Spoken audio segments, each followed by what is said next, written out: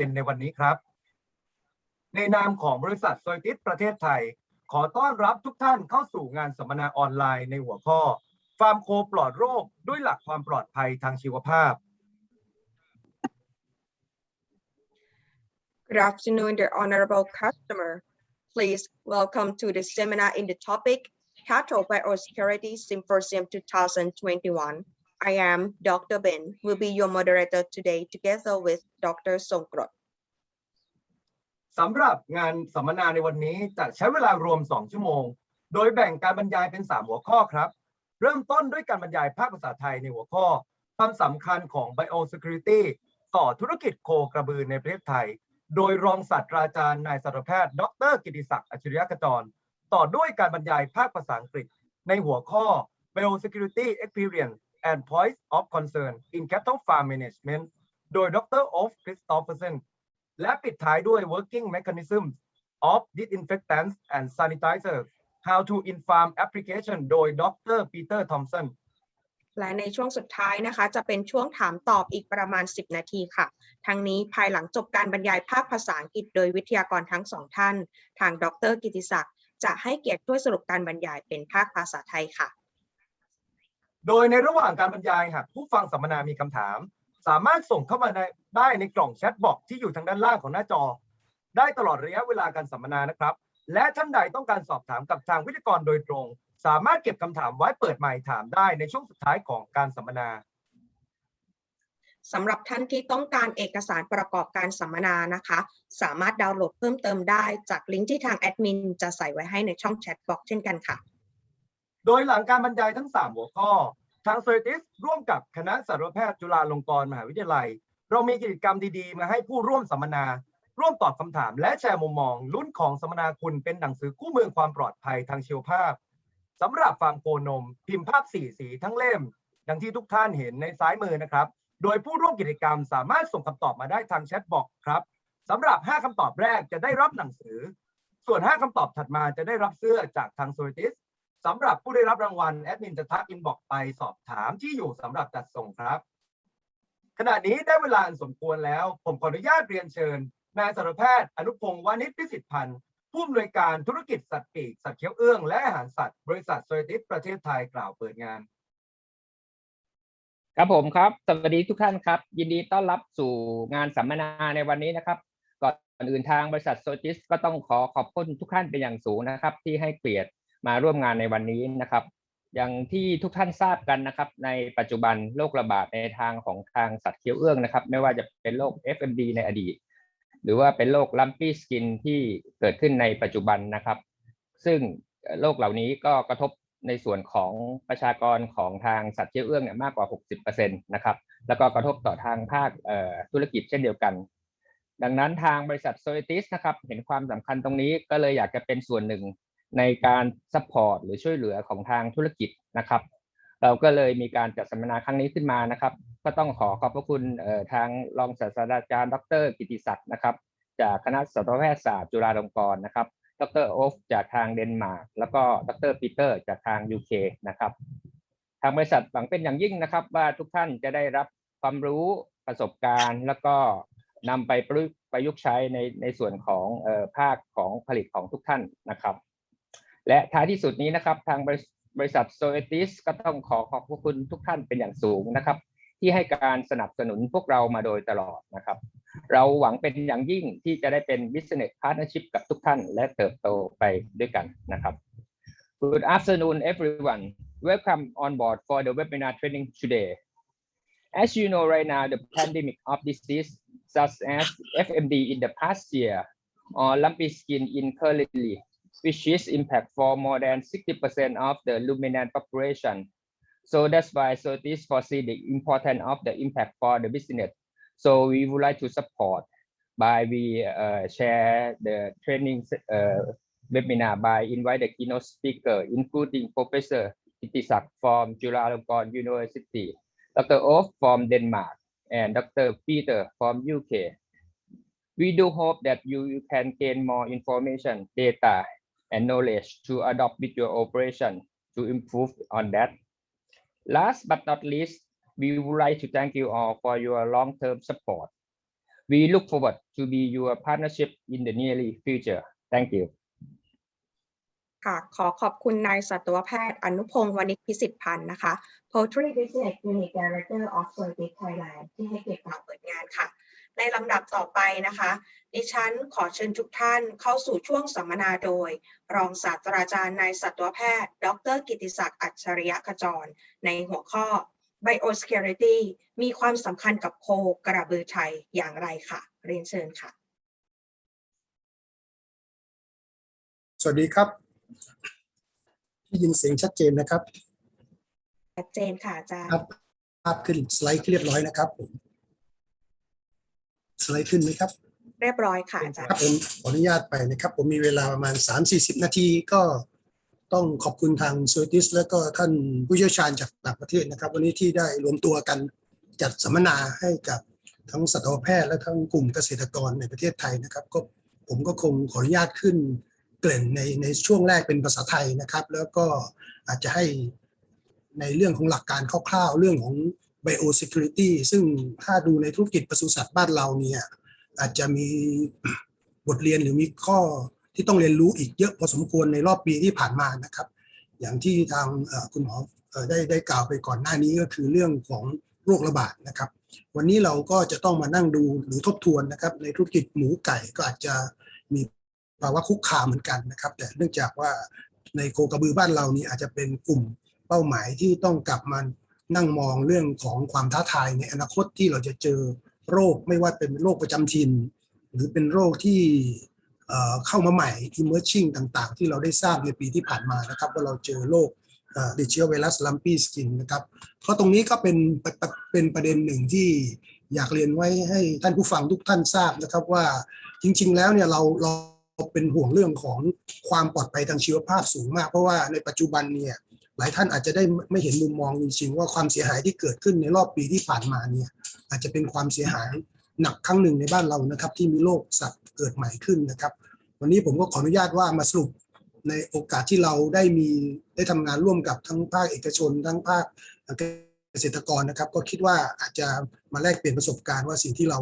ควรทำแล้วก็ควรปฏิบัติในอนาคตนะครับผมไม่แน่ใจสไลด์ยังไม่เดินไปข้างหน้าใช่ไหมครับ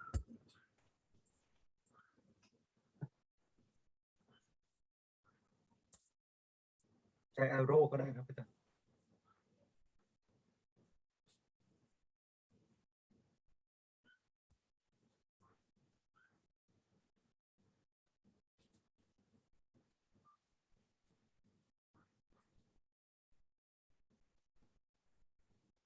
นะครับ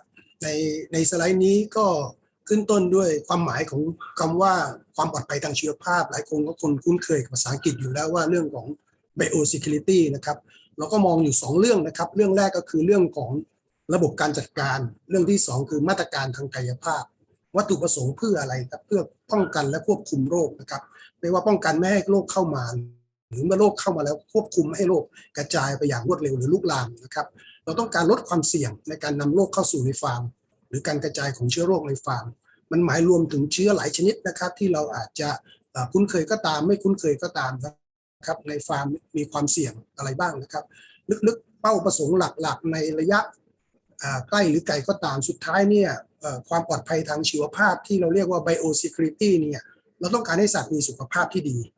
เราอยากให้ธุรกิจของการทำฟาร์มการเลี้ยงสัตว์ไม่ว่าจะเป็นเกษตรกรรายย่อยนะครับมีโคกระบือไม่กี่ตัวหรือถึงฟาร์มขนาดใหญ่ที่มีโคนมเป็น100 ตัวพันตัวนะครับอยากให้ธุรกิจดำเนินไปได้ด้วยดีและสุดท้ายเราอยู่ในภาคของการผลิตอาหารนะครับผลิตเนื้อผลิตนมซึ่งเป็นอาหารที่ปลอดภัยทุกครั้งที่เกิดความเสียหายในโรคระบาดก็จะมีการสุ่มเสี่ยงในการใช้ยาใช้สารเคมีนะครับมันก็เกิดความไม่มั่นใจในการผลิตเนื้อและนมนะครับตรงนี้เลยเป็นที่มาว่าแผนต่างๆที่เราจะจัดให้มีระบบความปลอดภัยทางชีวภาพในฟาร์มในชุมชนแม้กระทั่งว่าตัวเราถึงอาจจะครอบครองโคกระบือแค่ตัว2ตัวก็ตามนะครับนี่เราต้องแยกออกเป็น2เรื่องนะครับบ้านเรานี่อยากให้ในปีที่ผ่านมาเป็นบทเรียนที่น่าสนใจนะครับเรามีโรคอุบัติใหม่นะครับโรคลัมปี้สกินดิซีสขณะที่เราก็ยังมีโรคประจำถิ่นเช่นโรคปากและเท้าเปื่อยโรคไวรัสต่างๆที่ติดเชื้อทางเดินหายใจตลอดจนโรคพยาธิเม็ดเลือดที่มากับแมลงพาหะหรือเห็บนะครับเราก็ยังมีความท้าทายในการเลี้ยงสัตว์ ค่อนข้างเยอะโดยเฉพาะโคกระบือนะครับรูปด้านซ้ายท่านก็คงเห็นว่าในปีที่ผ่านมาคงทราบนะครับว่าเรามีพื้นที่ของประเทศไทยที่มีการระบาดโรคอุบัติใหม่โรคลัมปี้สกินดิซีสเราก็คงได้รับทราบข่าวบางท่านก็ได้รับผลกระทบค่อนข้างเยอะนะครับส่วนด้านขวาเป็นรูปของปากเท้าเปื่อยหลายท่านก็คงเข้าใจนะว่าเราอยู่ในendemic area ของปากเท้าเปื่อยทั้งประเทศไทยประเทศเพื่อนบ้านข้างเคียงเราโรคปากเท้าเปื่อยเนี่ยก็ยังเป็นโรคที่เรายังเผชิญอยู่ทุกๆปีนะครับอาจจะมีมากมีน้อยขึ้นกับแต่ละปีนะครับช่วงนี้ก็เป็นช่วงฤดูกาลของการเริ่มทำวัคซีนประจำปีอีกรอบนึงแล้วนะครับก็เป็นอีกเรื่องหนึ่งที่ต้องมีการเน้นวันนี้ผมก็จะขออนุญาตยก2โรคนี้มาให้เราได้จดจำว่าเราป้องกันโรคอุบัติใหม่เราก็ต้องควบคุมโรคที่ประจำถิ่นด้วยนะครับอันนี้ Biosecurity ก็เลยเป็นหลักการง่ายๆที่ในฟาร์มเลี้ยงสัตว์ต้องมีนะครับในปัจจุบันนี้เราอาจจะต้องมานั่งทบทวนหลายๆเรื่องหลายๆขั้นตอนเพราะความท้าทายเกษตรกรบ้านเราที่ครอบครองโคกระบือแค่ตัว2ตัวนะครับก็มีความเสี่ยงเหมือนกันนะครับที่จะเป็นแหล่งรวมโรคนะครับผมยกตัวอย่างด้านซ้ายนะครับด้านซ้ายเนี่ยถ้าท่านลองดูดีๆนะครับไม่ว่าจะเป็นมูลโคเนื้อโคเนื้อหมูบดนะครับกระดูกหมูน้ำนมโคกุนเชียงฟางหญ้าแห้งมูลโคแห้งเสื้อผ้าตลอดจนโพรงจมูกนะครับของเราเองหรือว่าของวัสดุที่เรานำเข้ามาในฟาร์มมีความเสี่ยงสูงที่จะนำพาโรคปากท้องเปื่อยเข้ามาในฟาร์มคอลัมน์ด้านขวาพอดีตัวมันเล็กไปนิดหนึ่งแต่ผมอยากจะยกตัวอย่างง่ายๆที่สมัยตั้งแต่ผมเรียนจนถึงปัจจุบันเนี่ยก็ยังมีปัญหาการที่มนุษย์ที่สามารถจะมีไวรัสปากท้องเปื่อยอยู่ในโพรงจมูกตัวเองได้เดินเข้าออกฟาร์มโดยเราไม่สามารถทำความสะอาดโพรงจมูกมนุษย์ได้ด้วยซ้ำไป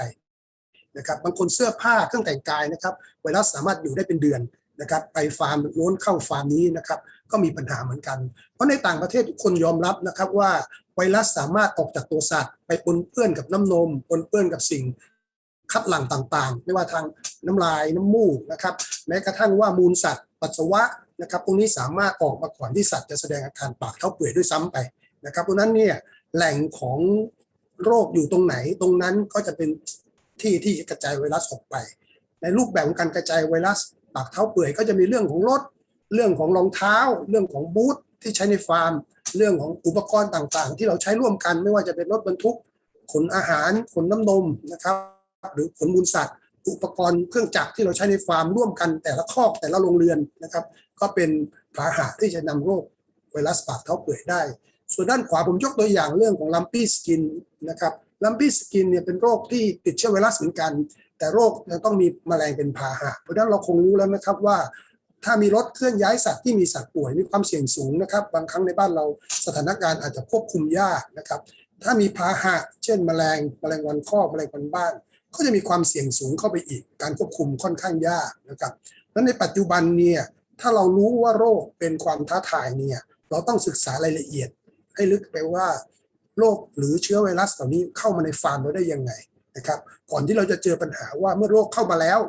เราก็ยังต้องไปควบคุมไม่ให้โรคนี้ออกไปกระจายที่อื่นนะครับกรมปศุสัตว์ก็ต้องทำหน้าที่หนักขึ้นเมื่อเกิดโรคระบาดนะครับการควบคุมการเคลื่อนย้ายสัตว์ป่วยการควบคุมไม่ให้โรคกระจายออกจากจุดแรกที่พบนะครับสิ่งเหล่านี้เป็นสิ่งที่เป็นการบริหารจัดการความเสี่ยงซึ่งตัวเกษตรกรเองตัวหน่วยงานเกษตรกรหรือว่าองค์กรเกษตรกรแม้กระทั่งว่ากรมปศุสัตว์หรือว่าหลายๆหน่วยงานนะครับก็ต้องทำงานหนักมากขึ้นเวลาเกิดโรคระบาดนะครับนี่เรามามองว่าในต่างประเทศเขามองอยู่3จุดเองนะครับลองไปดูนะครับสิ่งที่เรามองเรื่องของความปลอดภัยทางชีวภาพนะครับสิ่งแรกที่ต้องดูเลยว่าเรามีแผนไหมเรามีแผนงานเรามีแผนปฏิบัติการอะไรไหมที่เราเขียนไว้ในการทำงานของเราในฟาร์มของเราหรือว่าในชุมชนของเราหรือแม้กระทั่งว่าในหน่วยงานภาครัฐนะครับเรามีแผนอะไรที่เกี่ยวกับ Biosecurity ตั้งแต่ระดับตัวสัตว์ตัวฟาร์มตัวชุมชน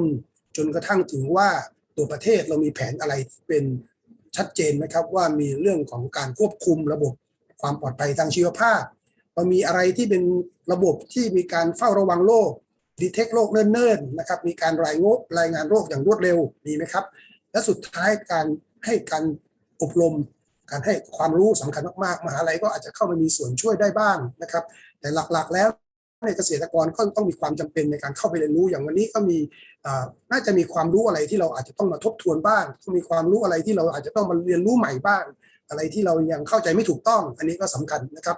ผมจะเน้นหลักๆว่าในต่างประเทศเนี่ยแผนกับ procedure หรือว่า SOP ต่างๆเนี่ยในการทำ Biosecurity ค่อนข้างสำคัญนะครับ แทบจะต้องเขียนออกมาด้วยซ้ำนะครับค่อนข้างเป็นแผนที่ค่อนข้างสำคัญนะครับเพราะเราอาจจะต้องมาทบทวนที่ระดับประเทศเราว่าในเกษตรกรเราสามารถทำได้แค่ไหนนะครับวันนี้มาดูนิดนึงเป็นตัวอย่างที่เขายกในต่างประเทศนะครับมาตรการทางกายภาพบางครั้งเนี่ยกำหนดยากนะครับเพราะว่าตำแหน่งที่ข้างของฟาร์มนะครับรั้วรอบขอบชิดของฟาร์มอาณาเขตที่ฟาร์มติดต่อกับฟาร์มอื่นนะครับในภาพก็อาจจะดูดีนะครับดูจากภาพถ่ายดาวเทียมหรือดูจาก Google Map หรือดูจากเดี๋ยวนี้โดรนบินก็ดูเราจะรู้นะครับถนนหนทางแหล่งน้ำที่ใกล้เคียงกับฟาร์มชุมชนที่ติดกับฟาร์มอันนี้เป็นทั้งความเสี่ยงเป็นทั้งอุปสรรคในการควบคุมโรคนะครับทิศทางลมแสงแดดนะครับมีผลต่อปากเท้าเปื่อยนะครับนั้นถนนเส้นที่วิ่งเข้าฟาร์มถนนที่ต้องควบคุมเมื่อเกิดโรคนะครับฟาร์มเข้าออกทางเดียวหรือไม่นะครับก็เป็นความเสี่ยงเหมือนกันนะครับอันนี้เป็นหลักการทางมาตรการทางกายภาพอาจจะแก้ได้หรือแก้ไม่ได้เนี่ยก็อีกเรื่องหนึ่งแต่ถ้าเรามีมาตรการทางกายภาพนี่ก็คือการเปิดแผนที่เราขึ้นมาดูว่าสมรภูมิลบของเราเป็นยังไงป้อมปราการของเราเป็นยังไงเป็นอย่างนั้นนะครับในการควบคุมไม่ให้หลายๆอย่างเข้ามาในฟาร์มอันนี้ก็เป็นสิ่งที่น่าสนใจนะครับในรูปนี้เราก็จะเห็นข้างบนเนี่ยเขาจะแบ่งที่ชัดเจนที่เก็บอาหารสัตว์นะครับที่เลี้ยงสัตว์เลี้ยงลูกสัตว์คอกสัตว์ที่รีดนมนะครับตำแหน่งไหนที่รถน้ำนมจะเข้าได้นอกจากนั้นรถอย่างอื่นก็จะเข้าไม่ได้นะครับอันนี้สำคัญมากๆในต่างประเทศเพราะว่าเขาถือว่าโรคปากเท้าเปื่อยเนี่ยมันสามารถออกจากฟาร์มไปกระจายได้เร็วมากด้วยน้ำนมนะครับก็เป็นเรื่องใหญ่ที่เราจะต้องคุยกันถ้าเกิดว่าเรามีปัญหาเรื่องปากเท้าเปื่อยนะครับนี่ทางจุฬาลงกรณ์ก็เคยได้รับเงินสนับสนุนทำโครงการวิจัยเรื่องปากเท้าเปื่อยสิ่งหนึ่งในโครงการที่เราได้ทำไปแล้วก็คือเรื่องของการติดตามปัญหาการระบาดของโรคปากเท้าเปื่อยในจังหวัดสระบุรีหรือในหลายๆพื้นที่ของประเทศไทยเมื่อช่วงปี 58 นะครับในหนึ่งในโครงการนั้นที่เราทำไว้ก็เรื่องของสื่ออันนี้เป็นสิ่งที่ในส่วนตัวผมคิดว่าจำเป็นมากๆที่เราต้องช่วยกันผลิตสื่อช่วยกันกระจายสื่อข้อมูลนะครับประกาศมันสร้างความตระหนักได้ยังไงนะครับไม่ได้สร้างความตระหนกแต่ต้องสร้างความตระหนักในหลักการสร้างความตระหนักรู้มันคือความตอกย้ำทำซ้ำๆเรื่องเดิมๆแต่ทำให้บ่อยทำก่อนที่จะมีปัญหานะครับเราก็ทำคู่มือเล็กๆมาเล่มหนึ่งนะครับเราไม่ได้มีงบประมาณในการพิมพ์มากมายในโครงการก็พิมพ์จำนวนหนึ่งก็วันนี้ก็ขอทางบริษัทช่วยกระจายให้แต่คู่มือนี้ก็สามารถดาวน์โหลดได้ฟรีจากเว็บไซต์ที่เราจะขึ้นให้ในตอนท้ายนะครับโบรชัวร์พวกนี้ก็ดาวน์โหลดได้ฟรีนะครับด้านซ้ายเนี่ยเราทำความไอเดียตอนนั้นผมก็มองเรื่องของฝังลูกนิมิตในบ้านเรานะครับคุณวิ่งไปตามถนนคุณก็เห็นป้ายฝังลูกนิมิตวัดอะไรคุณก็จะสังเกตผมก็ลองทำแบบนั้นบ้างก็ทำป้าย3 ป้ายแปะไว้ข้างถนนนะครับแปะได้ประมาณ 2-3 วันมีคนถอดออกไปหมดเลยอาจจะไปลุกล้ำที่เขาหรืออะไรแต่ว่าจริงๆมันได้ผลนะครับเราเขียนป้ายแรกว่าหยุดคุณก็จะหยุดอ่านว่ามันหยุดทำไมเกิดอะไรขึ้นนะครับหยุดป้องกันโรคปากเท้าเปื่อยป้องกันยังไงพ่นยาฆ่าเชื้อหมายเลข 1เลยนะครับเกิดโรคต้องพ่นยาฆ่าเชื้อต้องหยุดควบคุมคนเข้าออกฟาร์มต้องจำกัดไม่ให้รถเข้าออกฟาร์มมากเกินไปนะครับการแจ้งโรคก็เป็นขั้นตอนหนึ่งที่ได้ร่วมมือกับกรมปศุสัตว์ว่ามันน่าจะมีการแจ้งโรคนะครับมีการประกาศโรคปัจจุบันนี้ก็การประกาศโรคก็ไม่ใช่เป็นเรื่องยากนะครับเพราะว่าถ้าเราประกาศโรคแล้วเนี่ยการควบคุมการสร้างความตระหนักจะเกิดขึ้นอย่างรวดเร็วนะครับแต่ถ้าเราไม่ประกาศโรคบางครั้งมันก็จะมีปัญหาในการควบคุมโรคการบังคับใช้กฎหมายการให้ความร่วมมือนะครับก็จะยากนะครับเพราะนั้นการสร้างสื่อเนี่ยเป็นการอะไรที่ง่ายที่สุดแล้วก็รบกวนว่าถ้าท่านใดหน่วยงานไหนต้องการดาวน์โหลดเข้าไปในเว็บเพจตรงนี้เป็นขนาดไซส์จริงโปสเตอร์ท่านไปปริ้นได้เลยนะครับติดข้างถนนติดหน้าศูนย์นมติดหน้าหน่วยงานครับเรามีโปสเตอร์หลายขนาดที่สามารถท่านไปสั่งปริ้นไวนิลก็แปะหน่วยงานท่านเข้าไปได้ทั้งด้านบนด้านล่างอันนี้ไม่มีลิขสิทธิ์อะไรนะครับก็เอาไปใช้ได้ก็อยากให้ทำสื่อออกไปใช้กันเยอะๆนะครับคู่มือที่แนะนำไว้ก็จะมี QR code อยู่ด้านซ้ายถ้าท่านสนใจก็เข้าไปโหลดคู่มือก็เล่มไม่ใหญ่มากทำให้อ่านง่ายๆผมก็จะเริ่มแนะนำคู่มือก่อนนะครับผมใช้ในการสัมมนาเรื่องของโคนมเรื่องของ Biosecurity มาหลายที่แล้วผมก็จริงๆแล้วเราอาจจะมีการประเมินด้วยซ้ำแต่วันนี้คงไม่มีเวลามากพอที่จะมานั่งทำเป็นเวิร์กช็อปนะครับก็อาจจะเล่าคร่าวๆว่าโรคมันเข้าไปในฟาร์มได้ยังไงนะครับมองตามดูนะครับผมจะให้ไว้ 2-3 เครื่องหมายแรกคือต้องรู้อะไรเสี่ยงหมายเลข 1ปัจจัยการผลิตที่นำเข้าฟาร์มคือความเสี่ยงในโคนมหรือในวัวควายหรืออะไรในหมู่บ้านก็ตามสัตว์ที่เราซื้อเข้ามาทดแทนลูกสัตว์วัวท้องโคสาวท้องแม่โคกระบือนำเข้ามาในหมู่บ้านนะครับเป็นความเสี่ยงการนำสัตว์ใหม่เข้ามาในฝูงเป็นความเสี่ยงข้อแนะนำคือท่านรู้ที่มาท่านมีความเชื่อถือเรื่องที่มา ท่านรู้ไหมว่าต้นทางที่ท่านนำสัตว์เข้ามามีโรคระบาดกำลังมีโรคระบาดอยู่หรือไม่นะครับถ้ามีการประกาศโรคท่านเคลื่อนย้ายสัตว์ไม่ได้อันนี้ก็เป็นที่รู้กันแต่บางครั้งการไม่ประกาศโรคก็เป็นความเสี่ยงเหมือนกันว่าท่านก็ไม่รู้ว่าที่ต้นทางที่ท่านนำสัตว์เข้ามามีโรคระบาดข้อแนะนำคือตรวจสอบครับตรวจสอบปัจจุบันกรมปศุสัตว์ก็มีประกาศชัดเจนบางครั้งก็มีข้อมูลในออนไลน์เยอะแยะเลยนะครับเกษตรกรสามารถเข้าถึงได้ก็ลองเข้าไปดูครับว่าตอนนี้โรคปากเท้าเปื่อยมันอยู่ตรงไหนนะครับโรคลัมปี้สกินมันอยู่ตรงไหนเราเคลื่อนย้ายสัตว์เราจะไปซื้อสัตว์มาดีไหมนะครับตรงนี้ก็เป็นปัจจัยแรกเลยต้องคิดนะครับการนำสัตว์เข้ามาในฟาร์มนะครับในฟาร์มสุกรในฟาร์มไก่ปัจจุบันเนี่ยเขามีความเข้มงวดมากในเรื่องนำสัตว์เข้านำสัตว์ออกนะครับในโคกระบือมันอาจจะเป็นความท้าทายสำหรับบ้านเราก็ได้นะครับที่การเคลื่อนย้ายยังทำกันค่อนข้างได้ง่ายนะครับข้อ2ท่านนำสิ่งปัจจัยสำคัญเข้ามาคืออาหารสัตว์ไม่ทราบท่านเชื่อหรือไม่ว่าฟางเนี่ยสามารถมีเชื้อไวรัสอยู่ได้มีเชื้อเลปโตสไปโรซิสอยู่ได้ในฟาร์มนะครับมีเชื้อทูเบอร์โคโลซิสอยู่ได้ในฟาร์มนะครับในฟาร์มที่เรานำเข้ามานี้ครับก็ต้องระวังนะครับเคยมีกรณีที่มีการติดตามว่าเกษตรกรได้นำฟางมาจากจังหวัดหนึ่งข้ามไปจังหวัดหนึ่งแล้วก็เกิดโรคระบาดฟางก็เลยต้องเป็นแพ้รับไปนะครับแต่ว่าเป็นความเป็นไปได้อาหารที่ปนเปื้อนอาหารหยาบนะครับถ้าท่านซื้อมาแหล่งวัตถุดิบเชื่อถือได้ไหมวัสดุที่น่ากลัวมากที่สุดในโคนมเราเคยพบว่ามีการใช้ถุงที่มารีไซเคิลในการใส่ข้าวโพดหมักอันนี้ก็เป็นความเสี่ยงท่านอาจจะบอกอาหารมันใหม่อาหารเข้ามาใหม่แต่ถุงที่ท่านใช้นี่เป็นถุงที่รีไซเคิลอันนี้ก็เป็นความเสี่ยงที่นำเข้ามาในฟาร์มต้องจดบันทึกที่มาอาหารนะครับอาหารที่นำเข้าไม่ใช่เรื่องของคุณภาพอาหารอย่างเดียวการปนเปื้อนที่นำเข้ามาข้อ3แหล่งน้ำครับในต่างจังหวัดเราจะเห็นว่าการเลี้ยงโคกระบือเนี่ยใช้แหล่งน้ำร่วมกันเวลาเกิดโรคระบาดหลายๆโรคนะครับไม่ใช่เฉพาะปากเท้าเปื่อยหรือไม่ใช่เฉพาะลัมปี้สกินนะครับหลายๆโรคนะครับมันมาจากแหล่งน้ำมันติดจากแหล่งน้ำได้นะครับโคกระบือที่ใช้แหล่งน้ำด้วยกันโรควัณโรคในสัตว์บ้านเราก็ยังมีสิ่งที่พบได้อยู่เหมือนกันนะครับแหล่งน้ำที่ร่วมกับสัตว์อื่นเนี่ยเป็นความเสี่ยงนะครับถ้าเป็นไปได้นำสัตว์เข้ามาเลี้ยงในฟาร์มมีแหล่งน้ำที่สามารถควบคุมได้ก็จะลดความเสี่ยงนะครับทุกมาตรการที่เราวางไว้ใน Biosecurity มันจะต้องระบุความเสี่ยงว่ามันเสี่ยงไหมถ้าเราเสี่ยงเราต้องแก้ไขยังไงนะครับเราต้องลงมือทำอะไรนะครับแต่ถ้ารู้ว่าเสี่ยงแต่เราไม่ทำอะไรเนี่ยความเสี่ยงก็ยังอยู่นะครับ4เรื่องของการเคลื่อนย้ายสัตว์การเคลื่อนย้ายสัตว์เนี่ยเป็นเรื่องใหญ่มากสำหรับประเทศไทยการเคลื่อนย้ายโคกระบือด้านล่างท่านจะเห็นนะครับว่าถ้ากรมปศุสัตว์มีมาตรการควบคุมโรคบางครั้งเขาจะไปตั้งด่านตั้งป้อมตั้งเพื่อจะฆ่าเชื้อนะครับมันก็คงได้ประโยชน์ส่วนหนึ่งนะครับแต่ส่วนหนึ่งก็มีการหลบเลี่ยงนะครับการค้าขายในจังหวัดเองที่กฎหมายอาจจะไ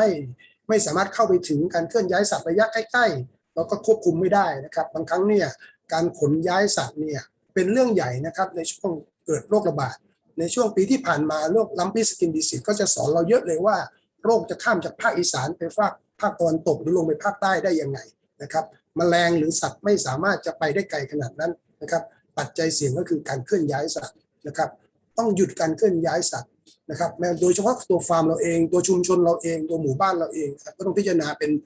ยูนิตไปว่าเราจะควบคุมระดับไหนอันที่5เรื่องน้ำนมดิบเป็นเรื่องใหญ่นะครับหลายโครงการพยายามจะหรือว่าหน่วยงานระหว่างประเทศพยายามจะเอา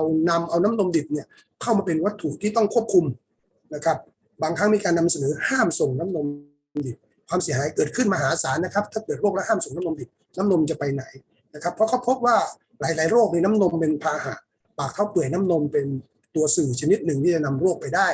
การไปใช้ถังเทนมในที่เดียวกันไปล้างถังด้วยกันก็เป็นความเสี่ยงนั้นในช่วงที่เกิดโรคระบาดนะครับน้ำนมดิบเนี่ยเป็นวัตถุที่ต้องระวังนะครับตัวรถที่ขนน้ำนมก็เป็นความเสี่ยงเพราะรถรับนมเนี่ยเข้าออกฟาร์มบางฟาร์มเข้าถึงคอกสัตว์เลยอันนี้เป็นสิ่งที่ไม่แนะนำให้รถขนนมเนี่ยเข้าถึงบริเวณที่เรารีดนมนะครับเข้าถึงบริเวณที่เราเลี้ยงโคไม่แนะนำนะครับเกษตรกรบางรายเข้าใจเรื่องนี้ก็จะมีการส่งน้ำนมที่หน้าฟาร์มส่งน้ำนมบนถนนครับก็ต้องดูความเสี่ยงแต่ละจุดนะครับเรื่องอาหารหยาบเมื่อกี้ผมกล่าวไปแล้วว่าเชื้อไวรัสสามารถอยู่ได้บนอาหารหยาบค่อนข้างนานนะครับอยู่ได้ค่อนข้างนานในอากาศช่วงที่ไม่มีความร้อนมากเช่นในฤดูเนี่ยที่จะเข้าหนาวเนี่ยเราจะมีอุณหภูมิพอเหมาะที่เชื้อไวรัสอาจจะอยู่ข้างนอกร่างกายสัตว์ไม่นานมากโดยเฉพาะโรคปากเปื่อยนะครับมูลโคเราจะเห็นว่าแต่ละฟาร์มเนี่ยปัจจุบันพัฒนาไปเยอะมีการขายมูลโคสดมูลโคเปียกมูลโคแห้งมูลโคอัดแห้งไวรัสหรือแบคทีเรียบางตัวสามารถอยู่ในมูลสัตว์ได้นานแบคทีเรียบางตัวเช่นสโมเนล่าอยู่ในมูลสัตว์ได้ถึง 5-6 เดือนนะครับไวรัสอาจจะอยู่ได้ถึงเดือนหนึ่งนะครับในมูลโคเปียก ในมูลโคแห้งที่อุณหภูมิไม่สูงพอก็อาจจะอยู่ได้นานพอสมควรในปัจจุบันเรามีการเทคโนโลยีเอามูลสัตว์มาอัดแห้งนะครับเอาน้ำออกแล้วตากแล้วก็ขายอันนี้ก็ต้องเป็นสิ่งที่ต้องน่าศึกษาต่อไปว่ามันจะมีไวรัสมีอะไรที่จะกระจายโรคได้อีกหรือเปล่านะครับการเข้าฟาร์มนะครับคนไทยก็ใจดีนะครับการเข้าออกฟาร์มบางครั้งเพื่อนบ้านเข้าออกนะครับสิ่งที่ต้องทำเป็นประจำในรูปด้านล่างนะครับก็เป็นขออนุญาตใช้ภาพนะครับอธิบายว่าอย่างน้อยต้องมีสักจุดหนึ่งให้เขาได้รู้ว่าการเข้าออกไม่ใช่ได้เกิดขึ้นได้ง่ายนะครับการมีประตูการเข้าออกทางเดียวการมีบันทึกการมีการพ่นยาทุกครั้งที่มีเข้าออกฟาร์มอันนี้ก็เป็นเรื่องยากนะครับจริงๆคนไทยท่านสมัยก่อนเนี่ยท่านจะเคยพบว่าถ้าขึ้นบ้านจะมีตุ่มเล็กๆอยู่ข้างกระไดไว้ตักน้ำล้างเท้านะครับจริงๆคนไทยเนี่ยรู้จัก Biosecurity มาตั้งนานละเพราะเมื่อก่อนเราเดินเท้าเปล่าแต่ปัจจุบันเนี่ยเราหารู้ไหมว่าเราใส่รองเท้าเนี่ยเราเอารองเท้าไปเหยียบแต่บางครั้งเราไม่ได้ล้างเท้านะครับท่านก็เห็นว่าโรคโควิด -19 ที่ผ่านมาประเทศจีนบางครั้งล้างถนนคนก็ไปว่าเขาแต่จริงๆถนนที่มีความสกปรกหรือว่าพื้นที่สัญจรที่สกปรกและรองเท้านะครับจะนำเข้ามาในบ้านนำเข้ามาในฟาร์มนะครับป้ายเตือนสำคัญนะครับไม่ใช่ว่าเราจะเขียนว่าไม่มีความหมายแต่จริงๆทุกครั้งที่เราเขียนป้ายคำว่าห้ามเข้ามันมีผลทางจิตวิทยาสูงมากนะครับบางครั้งมีรูปภาพประกอบในต่างประเทศอาจจะมีคำเตือนที่รุนแรงนะครับจะดำเนินการตามกฎหมายบ้างละในหลายประเทศก็จะเขียนเครื่องหมายถ้าเข้ามาท่านถือว่าบุกรุกอะไรเงี้ยแต่ประเทศไทยเราเขียนว่าห้ามเข้าก็พอละนะเขตป้องกันโรคนะครับหรือว่าให้ติดต่อใครถ้าท่านจะเข้ามาให้โทรเบอร์นี้ก่อนนะครับอย่าเปิดประตูโดยพลการนะครับจัดทำป้ายบอกนะครับบุคคลภายนอกได้เข้าใจว่าจากจุดนี้ไปท่านเข้าไม่ได้ท่านเข้าไปในฟาร์มได้แต่ท่านเข้าไปในคอกสัตว์ไม่ได้นะครับป้ายเตือนนี้มีผลมากๆนะครับอันนี้ก็เรื่องของบุคคลภายนอกการเยี่ยมของบุคคลภายนอกสำคัญในปัจจุบันหลายๆฟาร์มเนี่ยงดการเข้าฟาร์มนะครับงดบริษัทเข้าฟาร์มให้จอดที่ออฟฟิศปัจจุบันออฟฟิศก็ไม่ให้จอดให้โทรติดต่อนะครับการทำลักษณะการติดต่อคนภายนอกเพื่อจะเข้ามาในฟาร์มเนี่ยอาจจะต้องมีการนัดหมายอาจจะต้องมีการกำหนดนะครับถ้าเป็นไปได้ในฟาร์มนะครับการเปลี่ยนรองเท้าสำคัญมากการล้างไม้ล้างมือนะครับโดยเฉพาะในฟาร์มหมูฟาร์มไก่อาจจะต้องอาบน้ำเปลี่ยนเสื้อผ้าด้วยซ้ำนะครับในโคกระบือเรายังไม่ได้คิดถึงจุดนั้นนะครับแต่ก็ขอให้เปลี่ยนรองเท้านะครับหลักๆก็รองเท้านะครับล้างมือปัจจุบันเนี่ยล้างมืออาจจะไม่ต้องเลือกยากเพราะทุกคนมีเจลแอลกอฮอล์อยู่ในตัวเองก็ฆ่าเชื้อได้ครับอันนี้เรามาดูเรื่องของการจัดการสุขภาพสัตว์ด้านการผลิตนะเมื่อเราเลี้ยงสัตว์ไปสิ่งหนึ่งที่เกิดขึ้นก็คือเรื่องของสัตว์ป่วยเรื่องสัตว์ป่วยเราต้องมีการบันทึกและการเฝ้าระวังสิ่งที่ผิดปกติเห็นก่อนเตือนก่อนกำจัดเชื้อออกจากฟาร์มได้เร็วขึ้นนะครับแต่ถ้าไม่มีการเฝ้าระวังไม่มีการบันทึกไม่มีการตรวจดูตัวสัตว์กว่าโรคจะออกอาการอาจจะมีสัตว์เสียหายไปหลายตัวแล้วนะครับโดยเฉพาะปากเท้าเปื่อยนี่ใช้เวลาไม่นานลัมปี้สกินดิซีสก็ใช้เวลาไม่นานเพราะฉะนั้นการเห็นก่อนนะครับการช่วยนะครับในการฆ่าเชื้อลดเชื้อในฟาร์มการช่วยในการรักษาสัตว์ป่วยให้ไม่ให้ทุกข์ทรมานมากหรือว่าทำแผลหรือแม้กระทั่งว่าพยายามประคับประคองไม่ให้สัตว์มีความสูญเสียมากขึ้นนะครับสุดท้ายอีกเรื่องหนึ่งก็คือเรื่องของน้ำนะครับหลายๆคนไม่เข้าใจว่าเวลาเกิดโรคเนี่ยโรคมันกระจายไปในน้ำในฟาร์มได้ไงการใช้อ่างน้ำร่วมกันการใช้บ่อน้ำร่วมกันนะครับอันนี้สำคัญโรคเข้ามาโรคกระจายในฟาร์มมันกระจายอยู่ได้ไม่กี่จุดนะครับผ่านอะไรบ้างน้ำเป็นจุดหนึ่งที่ต้องระวังถ้าท่านมีคอกสัตว์ที่ใกล้กันใช้แหล่งน้ำร่วมกันนะครับการกระจายโรคเกิดขึ้นได้เร็วมากไม่ใช่เพราะตัวน้ำเองแต่เป็นตำแหน่งของการให้น้ำนะครับที่ทำให้โรคกระจายได้ในฟาร์มนะครับการกำจัดของเสียบางครั้งมูลสัตว์นะครับสัตว์ตายบ้านเรายังไม่ค่อยมีความจริงจังในเรื่องนี้จริงๆซากสัตว์นะครับการเคลื่อนย้ายสัตว์ป่วยออกจากฟาร์มนะครับเคยมีประสบการณ์เมื่อหลายสิบปีก่อนว่าการย้ายโคที่เป็นปากเปื่อยแค่ผ่านนะครับในซอยของหมู่บ้านสัก 4-5 ตัวไม่ถึงสัปดาห์นะครับว่าในชุมชนนั้นก็เป็นปากเปื่อยกันทั้งหมดเลยนะครับการเคลื่อนย้ายสัตว์นี่ต้องมีความระมัดระวังการเคลื่อนย้ายสัตว์ในฟาร์มขนาดใหญ่ที่เป็นสัตว์ป่วยก็ต้องระวังนะครับวิธีการคือหยุดการเคลื่อนย้ายนะครับโรคปากเท้าเปื่อยไม่ได้ทำให้สัตว์ตายนะครับแต่ถ้าเคลื่อนย้ายจะเกิดความเสียหายมากขึ้นนะครับสุดท้ายในฟาร์มเนี่ยบ้านเราเนี่ยต้องยอมรับนะครับปากเท้าเปื่อยเป็นนโยบายอยู่แล้วว่าเราใช้วัคซีนถ้าเราใช้วัคซีนนั้นต้องมาดูมาตรการวัคซีนโปรโตคอลข้อแนะนำการทำวัคซีนที่ถูกต้องนะครับเดือนนี้เป็นเดือนที่กรมปศุสัตว์เริ่มแจกจ่ายวัคซีนออกไปอีกรอบนึงละท่านทราบหรือไม่ท่านต้องทำวัคซีนแล้วนะครับตุลาพฤศจิกาบางคนก็โทรมาถามว่าเขาเป็นโรคลัมปี้จะฉีดปากเท้าเปื่อยไม่จะฉีดยังไงปากเท้าเปื่อยหมายเลข 1นะครับบ้านเราวัคซีนต้องฉีดก่อนคือปากเท้าเปื่อยถึงเวลาฉีดปากเท้าเปื่อยต้องฉีดปากเท้าเปื่อย ส่วนท่านจะมีปัญหาโรคอะไรก็ตามอย่าให้น้ำหนักโรคอื่นก่อนขอปากข้าวเปื่อยก่อนครับเพราะว่าปีนี้พยากรณ์ไม่ค่อยดีนะครับถ้าท่านให้ความสนใจเรื่องอื่นๆเยอะแล้วท่านลืมปากข้าวเปื่อยนะครับโดยอ้างว่าโคท่านป่วยโรคลัมปี้บ้างผมอยากให้โฟกัสเรื่องปากข้าวเปื่อยนะครับปากข้าวเปื่อยเป็นอะไรที่ถ้ากลับมาอีกรอบนี้เนี่ยมันจะหนักขึ้นเพราะโคเราเพิ่งผ่านโรคที่รุนแรงโรคลัมปี้ไปนะครับเพราะว่าเขาฝากเรื่องปากข้าวเปื่อยผมทราบว่าบางจังหวัดมีเรื่องจ่ายวัคซีนไปที่สหกรณ์แล้วสหกรณ์ต้องเร่งรัดให้มีการฉีดให้เร็วที่สุดนะครับฉีดให้ถูกต้องและอุณหภูมิเก็บวัคซีนต้องดีนะครับโครงการที่เราทำเมื่อหลายปีก่อนเนี่ยเราเน้นเรื่องของการเก็บวัคซีนนะครับเกษตรกรมีจุดอ่อนจุดหนึ่งของอุณหภูมิที่เก็บวัคซีนนะครับเราเน้นเรื่องการฉีดวัคซีนที่ถูกต้อง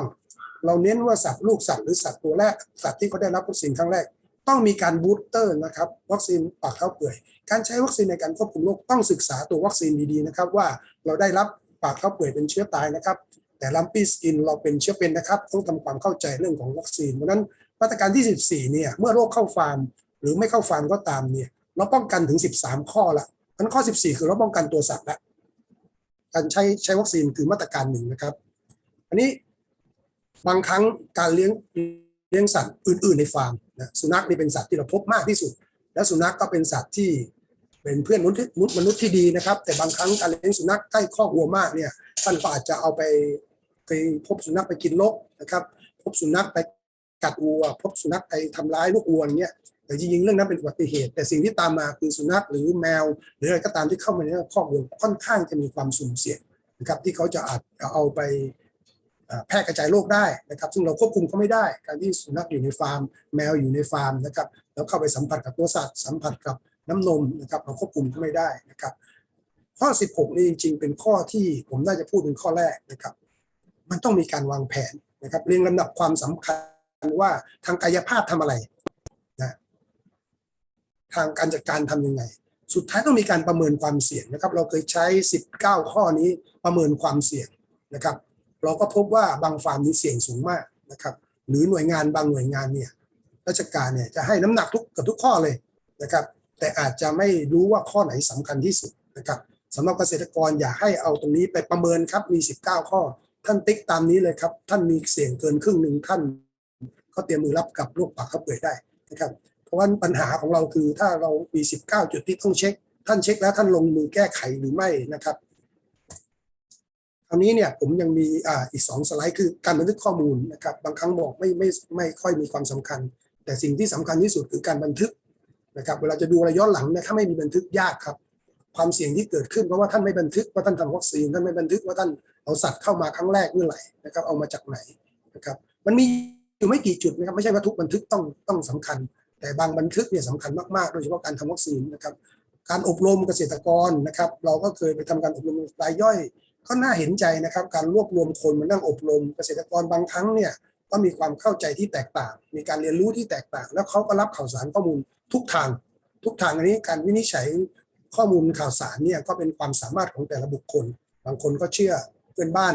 บางคนก็เชื่อศูนย์นมบางคนก็เชื่อคุณหมอแต่โอกาสที่จะเจอสัตวแพทย์อาจจะน้อยนะครับแต่ว่าก็คิดว่าในปัจจุบันการทำสื่อออกไปเยอะๆการช่วยกันประชาสัมพันธ์สื่อนะครับมีผลมากๆนะครับในการเรียนรู้ของประชาชนหรือเกษตรกรนะครับสุดท้ายแล้วนี้เนี่ยมันก็มาอยู่ที่ว่าเราเตรียมมือการรับการเกิดโรคได้ยังไงต้องคิดเสมอเลยว่าปากข้าวเปื่อยเป็นโรคประจำถิ่นใครบางคนก็ต้องเกิดโรคในฟาร์มเราจะรับมือยังไงเราเคยเจอไหมเคยเห็นสังเกตอาการไหมมันเป็นยังไงนะครับเราควรแจ้งเจ้าหน้าที่ทันทีนะครับอันนี้คือ19ข้อที่ท่านลองดูว่าในประวัติการเซตระบบ Biosecurity ท่านทำอะไรสักข้อนะครับใน19ข้อแต่ถ้าท่านไม่เคยทำอะไรสักข้อเนี่ยก็ต้องมานั่งคิดนะครับเดี๋ยวช่วงที่2ที่3ก็มีผู้เชี่ยวชาญจากต่างประเทศเขาก็คงมาเล่าในเรื่องของทางเทคโนโลยีนะครับแต่บริบทของบ้านเราที่ยากที่สุดครับจะเป็น3สไลด์สุดท้ายที่ผมอยากจะขอแชร์อย่างรวดเร็วนะครับใครที่อยากได้คู่มือแล้วก็ตอบคำถามไม่ได้ก็ไปดาวน์โหลดนะครับจากไอ้ QR code อันนี้นะครับก็เก็บไว้ในโทรศัพท์แล้วลองประเมินดูครับว่า19ข้อท่านผ่านกี่ข้อท่านเสี่ยงกี่ข้อนะครับสิ่งที่ผมอยากจบ3สไลด์สุดท้ายคือ1สิ่งแวดล้อมที่เปลี่ยนไปการเปลี่ยนแปลงทางสังคมการสื่อสารข้อมูลที่เปลี่ยนไปในรอบ2ปีที่ผ่านมาท่านก็จะเห็นแล้วว่าทั้งโรคคนโควิด -19 ทั้งโรคสัตว์ลัมปี้สกินนะครับมันทำให้หลายๆอย่างเกิดการเปลี่ยนแปลงทางสังคมนะครับ การเปลี่ยนแปลงการสื่อสารแต่สิ่งที่ท่านต้องรู้ว่าความเสี่ยงของท่านนี้เป็นยังไงนะครับมันมีข้อมูลจากสถิติเกษตรของประเทศไทยในปี63ที่ผ่านมานะครับท่านต้องรู้ว่าเราอยู่ในประเทศที่มีจำนวนสัตว์ถ้าเปรียบเทียบแล้วไม่ได้มากนะครับเรามีโคนมตกอยู่ที่ประมาณ 700,000 กว่าตัวเองครับ 700,000-800,000 ตัวเองแต่เรามีเกษตรกรถึง 20,000 กว่ารายก็หมายความเรามีคนที่เป็นเจ้าของสัตว์ที่ประเภทโคนมเนี่ยเยอะมากๆนะครับเมื่อเปรียบเทียบปริมาณสัตว์ผลิตน้ำนมประมาณแค่ล้านกว่าตันต่อปีนะครับถามว่าเรามีกระบือเรามีโคเนื้อเท่าไหร่เราเห็นโคเนื้อแล้วน่าตกใจเราคิดว่าเรามีโคเนื้อตั้ง 5-6 ล้านตัวแต่บางข้อมูลบอกเรามี10 ล้านตัวเพราะเราผลิตได้ปีละล้านกว่าตัวแต่เรามีเกษตรกรผู้ครอบครองโคเนื้อเป็นล้านครอบครัวนะครับเพราะนั้นการควบคุมและทำให้คนล้านครอบครัวสามารถลงมาทำงานด้วยร่วมกับเราหรือร่วมกับกรมปศุสัตว์เป็นเรื่องไม่ง่ายเป็นเรื่องที่ท้าทายนะครับก็ต้องขอความร่วมมืออย่างจริงจังในกระบือนะครับเรามีกระบืออยู่ล้านกว่าตัวแต่มีเกษตรกรหลายแสนครัวเรือนที่มีกระบือตัว2ตัวก็นับเป็นเกษตรกรนะครับเพราะฉะนั้นในโจทย์ของโคกระบือบ้านเราคือเราเป็นเกษตรกรรายย่อยเราต้องยอมรับสภาพความท้าทายคือทำอย่างไรให้ประชาชนส่วนใหญ่เนี่ยเข้าถึงข้อมูลข่าวสารโรคข้อมูลข่าวสารการทำความปลอดภัยทางชีวภาพโควิดอาจจะเป็นบทเรียนที่ดีสำหรับมนุษย์แต่ในโรคสัตว์ที่เราพูดถึงทั้ง2โรคไม่มีผลกระทบโดยตรงกับมนุษย์แต่มีผลกระทบทางอ้อมกับมนุษย์เรื่องของความเป็นอยู่เกษตรกรเรื่องของทางเศรษฐกิจมูลค่าที่หายไปเรื่องของการแข่งขันของประเทศที่ไม่มีโอกาสส่งสินค้าปศุสัตว์ไปขายนะครับและสุดท้ายนะครับเราอาจจะต้องวิเคราะห์นะครับในกราฟด้านล่างเราเห็นว่าโคกระบืออาจจะมีไม่เยอะนะครับเมื่อเทียบกับสุกรและไก่แต่โคกระบือมีประชากรเกือบครึ่งหนึ่งนะครับเกษตรกรของประเทศไทยนะครับที่มีครอบครองสัตว์ไม่ว่าจะเป็นโคเนื้อโคนมหรือกระบือเราก็จะเห็นว่าเกษตรกรที่เลี้ยงโคกระบือไม่ได้เยอะนะครับมีไม่กี่แสนราย200,000 กว่ารายโคนมมีแค่ 20,000 นะครับแต่ถ้าโคเนื้อเรามีเกษตรกรถึงล้านกว่าครอบครัวเราจะทำยังไงคนล้านครอบครัวเข้าใจเรื่องลัมปี้สกินเราจะทำให้ยังไงให้โคนม 20,000 กว่ารายเข้าใจเรื่องของปากเท้าเปื่อยนะครับกระบือ200,000 กว่ารายทำยังไงเขาเข้าใจเรื่องลัมปี้สกินหรือโรควัณโรคในสัตว์นะครับเราก็ต้องไปแตกสิ่งของนี้เราต้องเรียนรู้คือในเรื่องของห่วงโซ่นะครับสมัยก่อนเราอาจจะรู้จักซัพพลายเ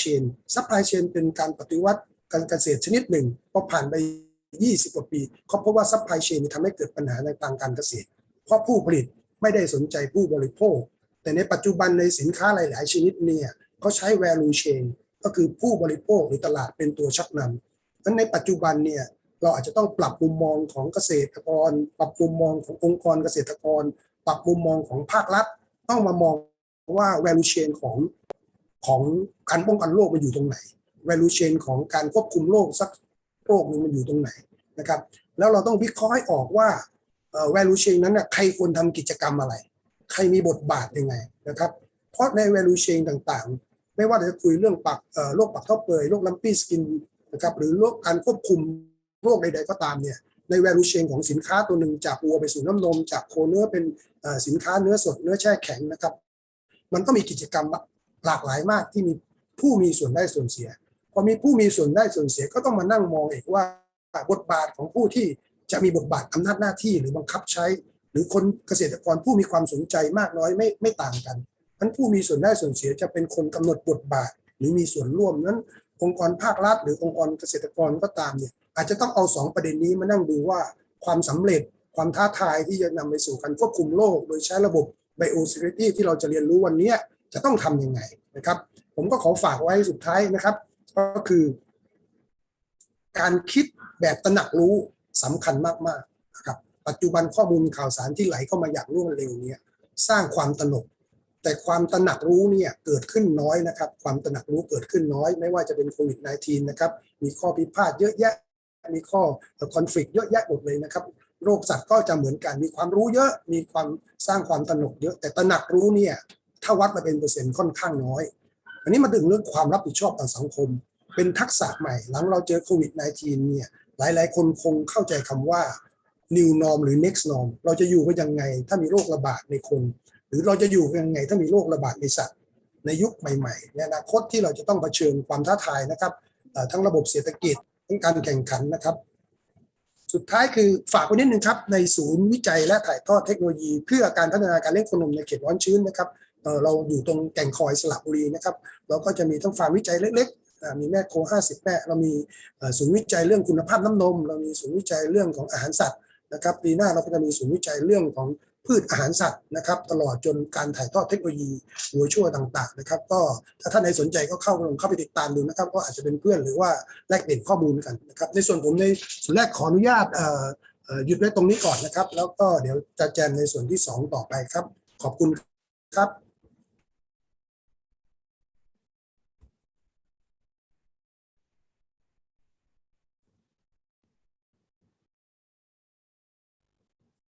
ครับขอขอบคุณรองศาสตราจารย์นายสัตวแพทย์ดร.กิติศักดิ์อัจฉริยะขจรมากเลยครับ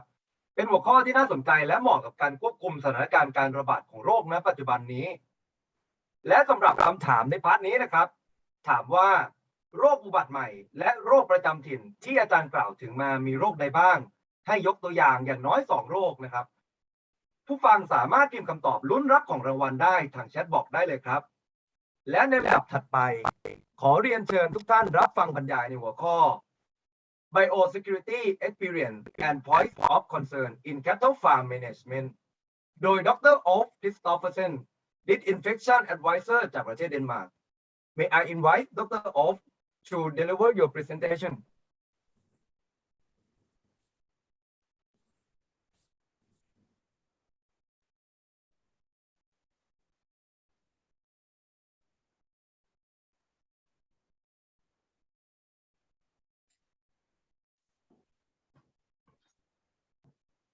Yes, is everything working fine? Yeah. Okay, thank you very much for inviting me. I'm happy to participate in this webinar. I was asked to give a 40 minutes presentation of what we do in biosecurity in dairy farms in Denmark. So here I am. Thank you. A little bit about myself. I've worked 35 years with cleaning and disinfection in farms, pig farms, poultry farms, dairy farms. I'm educated as a laboratory assistant with microbiology and chemistry, and my experience over the last 35 years are cleaning and disinfection products and all-out, all-in plants, disinfection methods and formulation of products. I used to do test of product, test of disinfection, and test of cleaning, which I will tell you a little bit more about later.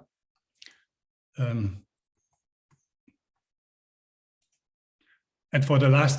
20 years, I've been working as a neutral advisor, where I help the farmers to build biosecurity plans. I help them to eliminate diseases in the farm, whether it's while there are animal presence, or maybe we empty the farm totally and clean and disinfect, and how to do this, I help them with. I sometimes test new products. I build hygiene plans specific for the specific farm and the specific problems they have on this farm. And I make some cleaning tests and disinfection tests, sometimes at the farms also. But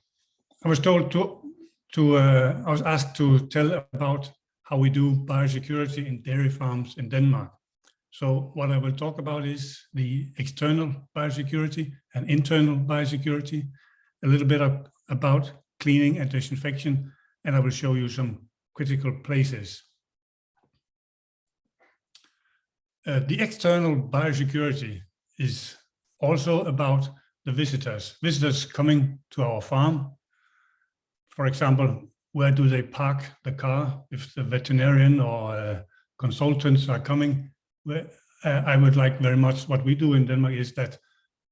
they've been asked to park their car or their truck as far away from the animals as possible. That means, so they have to walk a little bit, but you never know where this car or truck has been before coming to your farm. So it's quite important that it parks quite a bit away from the animals. And also the Danish dairy farm, they have clean clothes and boots for visitors, so that so they know that if they are about to come into the farm, then they are asked to change clothes and boots which belongs to the farm. And also, it's very necessary that it's possible for them to clean and disinfect their hands, of course. I need to cut this away. And it's very important that you can clean and disinfect your hands before handling the farm clothes. So you take off your own clothes, clean and disinfect hands, and then use the farm clothes. Some internal biosecurity can be the cleaning and disinfection procedures. It's very important that every farm has a procedure, written down plan for how to clean and how to disinfect, where to clean and where to disinfect, and how to do this. And it's also important that we have some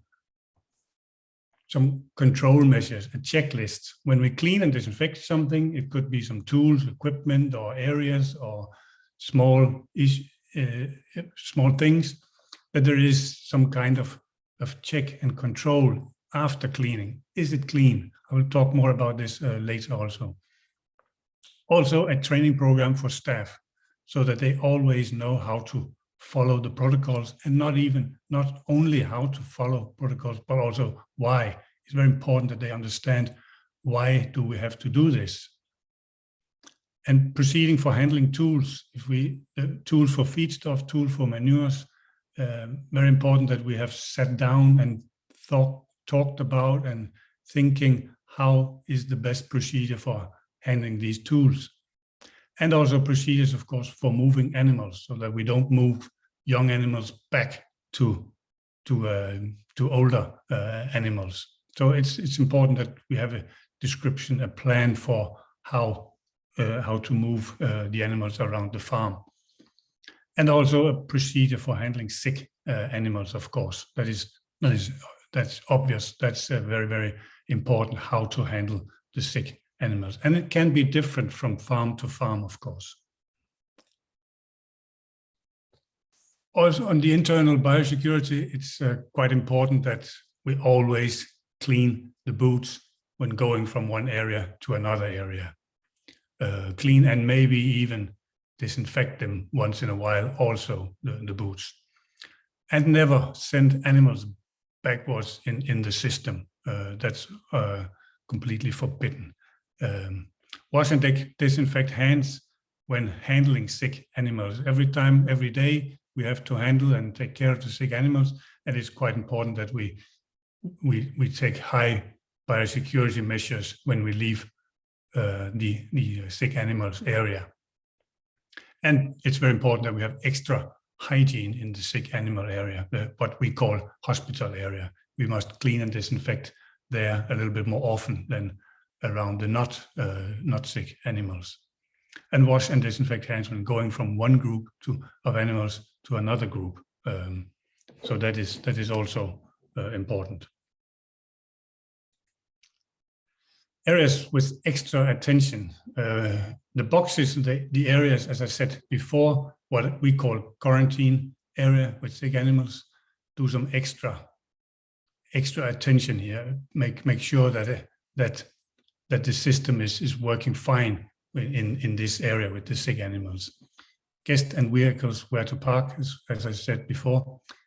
Clean with high pressure away from the animals. If you have to clean something, high pressure cleaning is almost always the best thing to do. The high pressure is a better way of cleaning than low pressure, but you need to take care of the aerosols so that the aerosols don't go from, for example, the old animal areas to the young animal areas, and the other way around also, of course. So be careful with aerosols from cleaning areas in the farm. Build an area where you can clean stuff. It's quite important that you have an area for cleaning and an area for disinfection, because if I have some stuff I want to clean, I clean them with high pressure cleaner and leave them, and then I disinfect them. Then all the stuff that I cleaned away is lying around on the floor. So and then they can reinfect the thing you've just cleaned. So make an area where you can clean stuff and move the cleaned stuff to another area where you can disinfect it. and then of course go back and clean and disinfect the cleaning area so that it will not reinfect or the virus and the bacteria can blow or move from the cleaning area. And always, of course, work so that feed and manure doesn't meet. When you transport feed around the farm or manure around the farm, be careful not to spill, to drop manure in areas with another group of animals on the farm. So that always keep feed and manure apart from each other, of course. I don't know if you have this system in Thailand. It's a milk taxi, we call it. That's where how we bring the first milk to the small animals, the cows, and of course it's the temperature machine where you can you bring the milk, and it's very important that we clean it inside, of course. And many farmers, they think that the inside is the most important, but also the outside, because that's where dirty hands and dust and feed stuff and everything is sitting on the outside, and your hands will touch it, and then the hands touch the animals or equipment that the animals will lick on later. So because this is for the young animals, the biosecurity in this is very important. So let's always clean outside, always, if you have this type of machine. This is one of my visits where the farmer, he thought that this shovel for manure, moving manure, he didn't realize that he needs to clean that once in a while, because the manure sitting here was several weeks old, and there could be some virus or microorganisms in that old shit, and suddenly he moves it to another area and use it in that area, and then he has transported microorganisms from one area to another. So clean it and disinfect it regularly once in a while. I don't know if you have this system, but these I looked the English name up on the internet, and I think it's Pacifier. It's the one that these small animals, by law in Denmark, the animals need these artificial tits or artificial udder, if you can say so. So they suck on that one several times a day just to play with it, or just keep it the young animals satisfied. And many farmers, they forget that when they clean and disinfect the area where these are, that one small cattle has been using that one, they forget to clean and disinfect that one. It just sits there for the next small calf, and that is of course a transferring of microorganisms. So either clean it or disinfect it properly every time, or put new ones in every time we switch a new animal, which we change animals in that area. The cleaning process is not just cleaning. Every disinfection starts with the cleaning. The cleaning process can be like this. If we have an area, for example, with small cows, we will clean it 80% quick, wash with high or low pressure, high pressure if possible because of the wind direction. And then we use detergents, and then high pressure wash if possible. And this is where the 80% pre-cleaning is just a quick cleaning to remove most of the dirt. And then we use detergents, and then high pressure wash off the detergent and the dirt. And then a cleaning check, control, is it clean or do we have to clean again? And then disinfection when it's dry or almost dry. Never disinfect any walls or floors or equipment when it's still wet. That would dilute the disinfection dilution. If we use 1% disinfection dilution and we spray that on a wet surface, it will be diluted to 0.1 or 0.01, and then it will not work. And if we have, after disinfection, if we have some problems in that area, it could be some virus, lump in skin, or foot and mouth, God forbid, and all these things, they sit, these microorganisms, they're still in the cracks. If we have a concrete floor, there will be cracks in that floor, and there's a lot of dirt and microorganisms down there.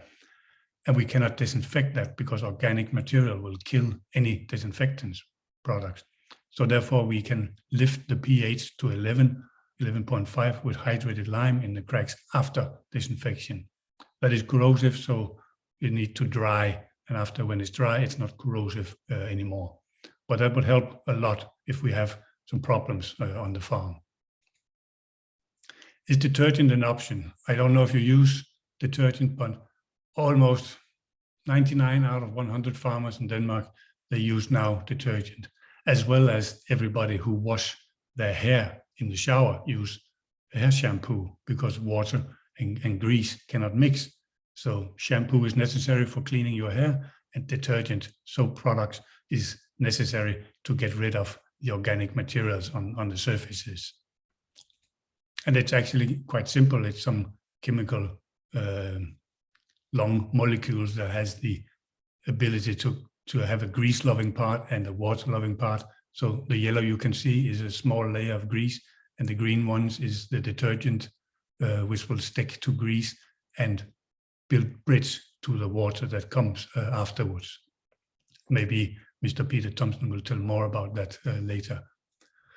It's quite important that everything is covered with detergent, but remember, not too much. If you spray too much detergent on the surface, you need a lot of water to get rid of the extra detergent. So be careful and not to use too little and not to use too much. As I said before, if you have some separate materials where you have to clean and disinfect, clean them in one place and disinfect them in another place, and then go back and clean and disinfect the cleaning place as soon as possible, so that we don't have a reservoir for microorganisms lying there that birds and beetles and everything else can transfer back to the animals or to the stables. That's quite important. If we have some small tools that we cannot wash with a high pressure, we put them in a bucket with, for example, 100 liters of water, 1 liter of detergent product, leave it there, stir it with a stick once in a while. And these molecules I showed you before, they will loosen the grease, the dirt from the elements. And then you take all of them after an hour maybe, and you take them, put them into a next barrel with some clean water to rinse them off. Maybe stir it again with a stick, shake them a little bit. Maybe sometimes you need to use a brush to clean them properly. And then they need to be disinfected. And then you make a third barrel with 100 liters of water and maybe 1 liter of disinfectant. So that's a 1%. And then you take all the elements from the flushing water, from the clean water barrel, and put them into the disinfection bath. And when you've done that, you have actually maybe also moved 20 or 25 liters of water. So now you have all the elements in 125 liter disinfection solution, and there's still only 1 liter disinfectant in that solution. So now it is not a 1% solution anymore. It's now maybe 0.8 or 0.7. And if the product says you need to use it in 1%, then 0.7 is maybe not good enough. So be careful not to dilute the dilution extra. When we clean outside the farm buildings, this is not a dairy farm, I'm sorry, but it's just to show you that when you clean outside and all the water goes from maybe concrete places into soil or lying between houses and so on, we need all the microorganisms we rinsed away. They are now lying in the grass or on the soil, and from there they can spread back to the animals. So if we have a problem on the farm, when you clean outside, you need to control the cleaning water by, for example, put some hydrated lime on it so that it has pH 11.5 and therefore inactivate the virus and the bacteria. So that's a good way of slowly, day by day, eliminating and lowering the pressure on the farm. And also, of course, clean the shovels and boots regularly. That's also helping reducing the amount of microorganisms on the farm. When you want to test, is something clean enough? This is a poultry house, I'm sorry, but that was the best picture I have. It's so important that everything you disinfect, you need to clean properly. Many farms I go to, they have some problems, and we always improve the cleaning procedure. So the cleaning will be optimal. So the cleaning will be 100% instead of 60%.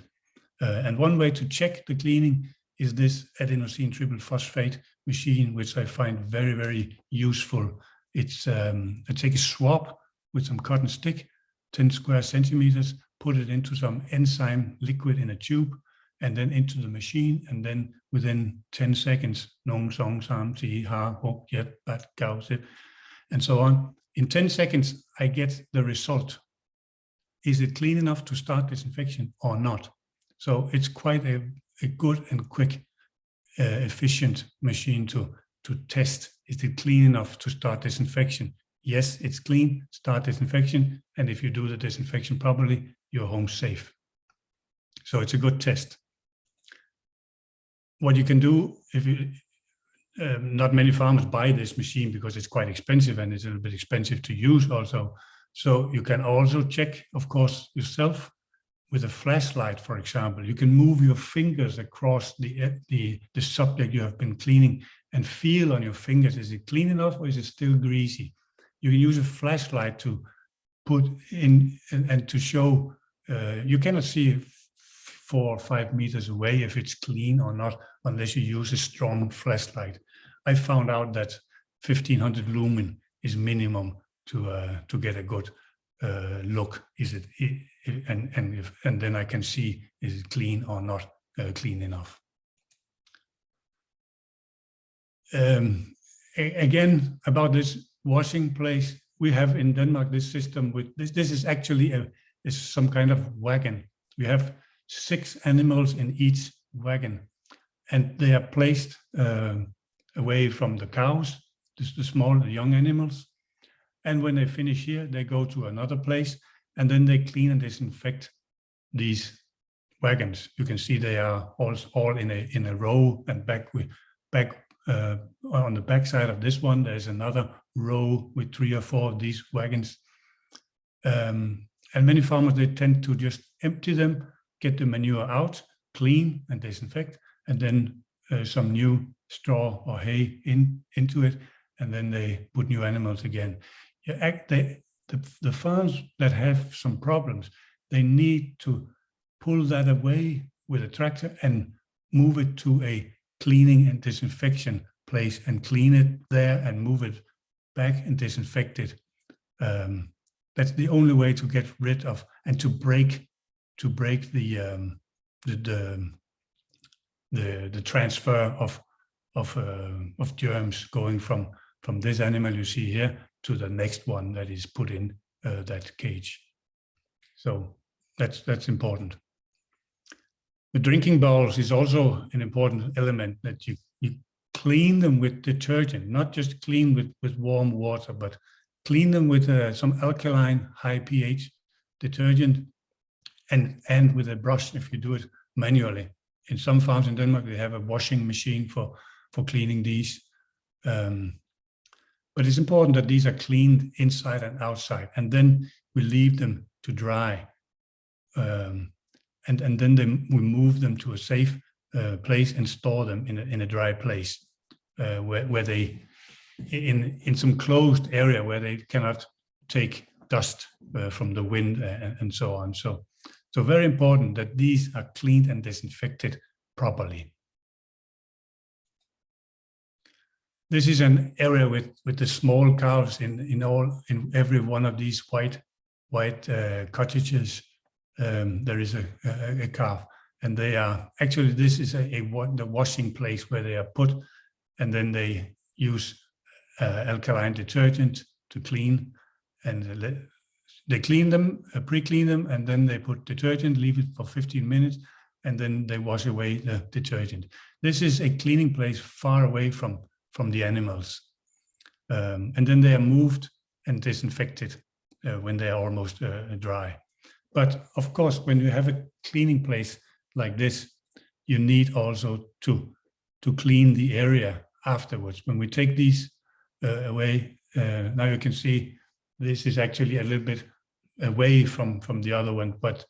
now they are ready. And that's very important because they've been cleaned here so that the concrete and the soil are treated with some hydrated lime or some disinfectants. You cannot disinfect the soil, but you can treat it with hydrated lime. And if it is wet, you can just pour the powder hydrated lime, or if it's on concrete, you need to dilute the hydrated lime into some water,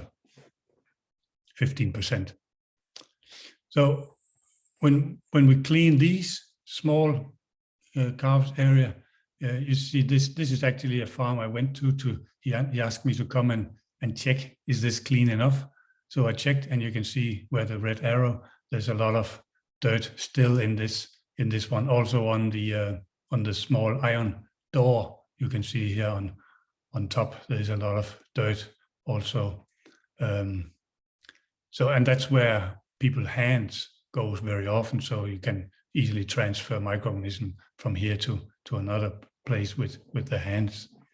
So check after wash and if it's not clean, clean again, and then you can disinfect it. This is another area with the small, where you can see it's been treated with hydrated lime after wash and disinfection. Hydrated lime does not replace cleaning and disinfection. It's just a supplement, because we know there is some cracks and some places where we cannot remove the organic material. So therefore we use some hydrated lime to lift. And it's better to use some kind of a sprayer. Some people tend to use a bucket. They mix 15% hydrated lime into water in a bucket, and they pour it, and then they use a broom to spread it. But if you spray it with one of these two machines down here, you spray it, it goes better everywhere. It's difficult with a broom, you just move it around. So when you spray it, you can put a thick layer on the surfaces and maybe on the equipment and inside and on all this iron, which they did not clean properly, so they had to do it like that.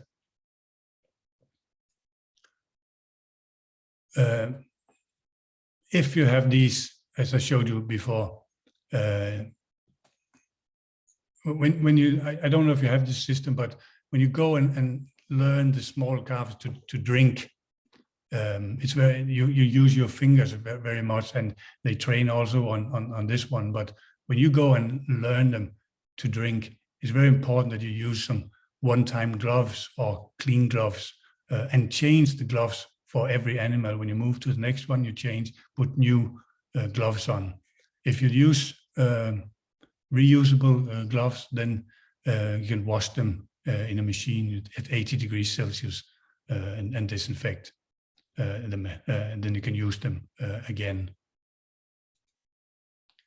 The carving box can in some farms look like this, and you see you have the cows over here,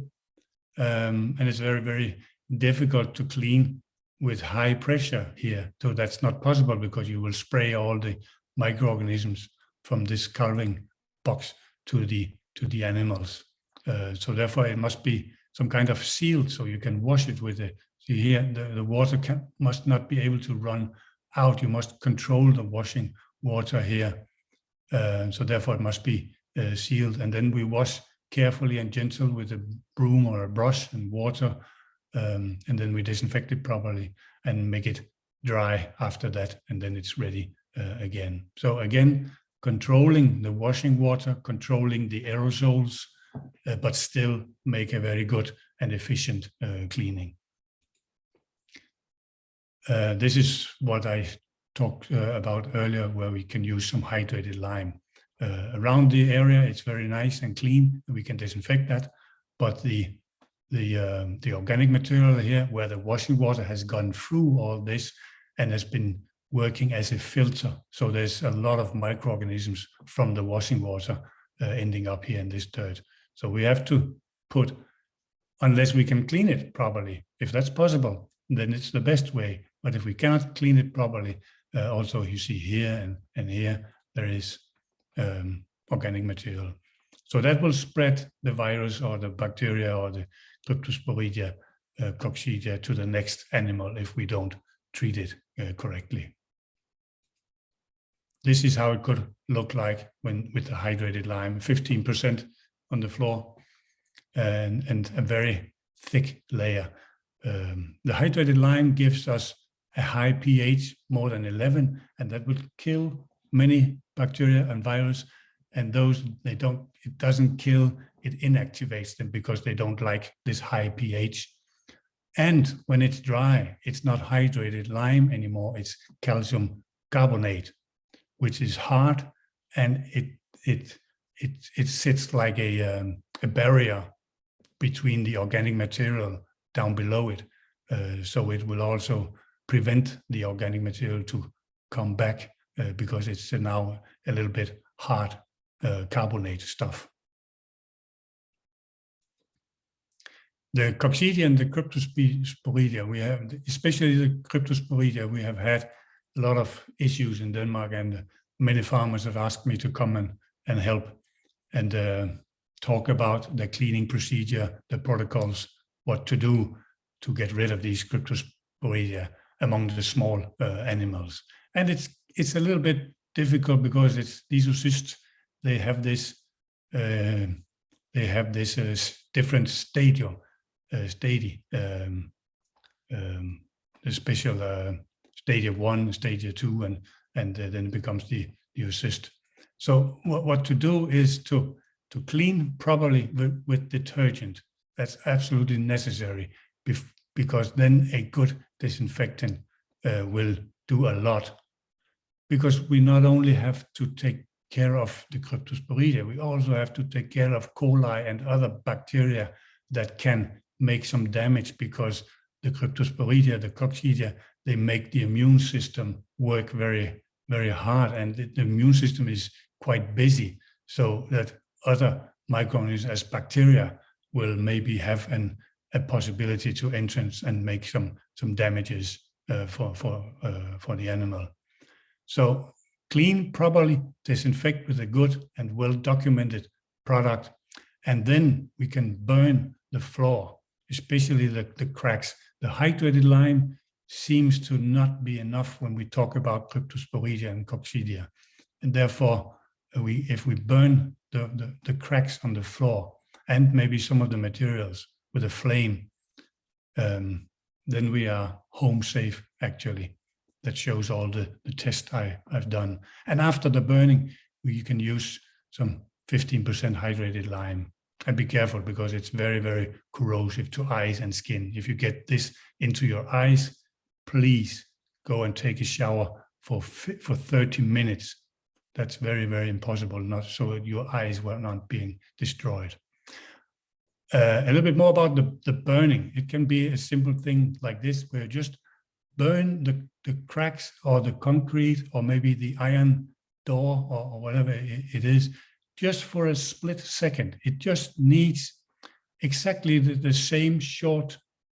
amount of time as if I take a lighter or a candle and I put it along my arm. The hair of my arm will be gone, but I did not burn my skin. So it's only a very quick flame, but be careful. Be very, very careful not to burn down your farm.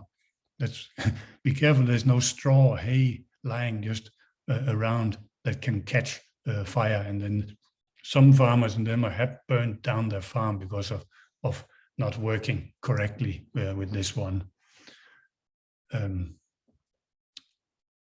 This is how we do it in poultry houses where we struggle with coccidia. It's a big machine after a tractor. You can see actually there's 70 flames in this machine that is burning the floor. So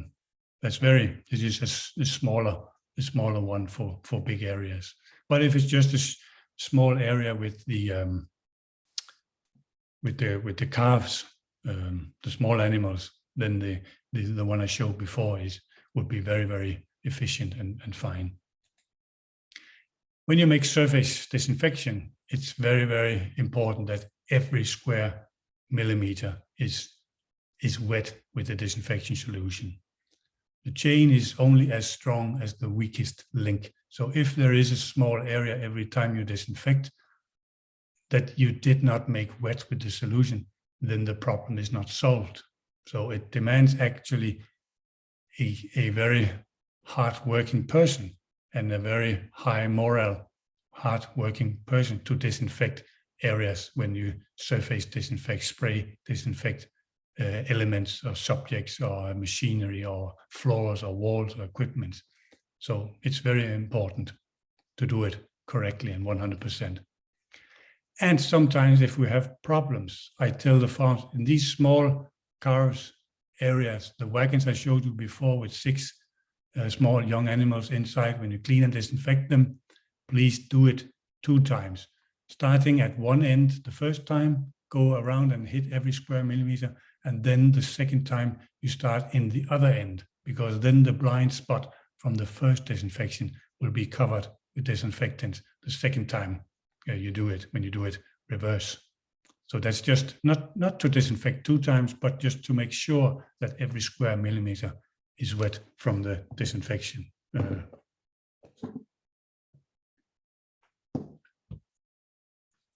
Other problems you have to take care of is other carriers. Mice, rats, they're simply just forbidden. They transfer bad bugs, microorganisms. If not inside, then between their toes or in their fur. And definitely in their what they leave, the small pellets they leave. Beetles, flies, mites, birds, keep them as much as possible away from the farm. Make some precautions that prevents birds flying around in your farm, or especially in the area with the young animals. And of course, dogs and cats, keep them away from your animals. And keep humans away from your farm as much as possible. People that has nothing to do on your farm should not be allowed in your farm. And when you allow people into your farm, take care they know a little bit about biosecurity, and they change their clothes and they disinfect their hands and so on. If you use these foot baths, please use a fast working product, because if you use a product that has a contact time of 10 minutes, then you need to stand up here for 10 minutes, because when you walk out of this one, your bottom, the bottom of your boot will be dry after 10 or 15 steps, and 10-15 steps only takes 10 seconds, and no product works in 10 seconds. So please use the fastest product you can find, or you can clean and disinfect your boots with cleaning product and disinfection, and dip them or spray them with disinfection product, put them in a safe area, and take the boot that you did the same to yesterday. It's just a matter of having a few more pair of boots. Many times I see foot bath like this with a lot of dirt inside, and you can see this has not been changed for weeks, or maybe even for days. So if you use this and use a fast using product, then you have to change it maybe 3 or 4 times a week. Or the farms I go to sometimes in Denmark with very high biosecurity, they change it every day. Some of them 2 times a day. So it's a little bit different from farm to farm. Or some farmers, they wash and disinfect the boots, put them, and then when they use them after that, they put plastic on the boots and throw away the plastic, and then they clean and disinfect the boots again.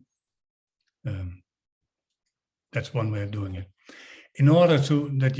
when you disinfect your farm and your internal biosecurity, the quality of the performed cleaning and the cleaning control is everything. The internal biosecurity starts with proper and correct cleaning and cleaning control. The art and the concentration of the germs is also very important. If you have an outbreak on your neighbor farm of foot and mouth disease, then you really have to be very, very careful and clean and disinfect properly, of course. And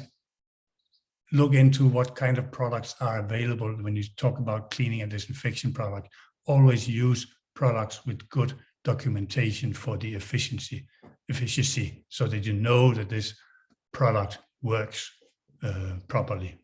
The disinfection method is also that you do it properly. Every square millimeter must be wet from the solution. The concentration of the solution must be correct, and the reaction time, the contact time, the time that the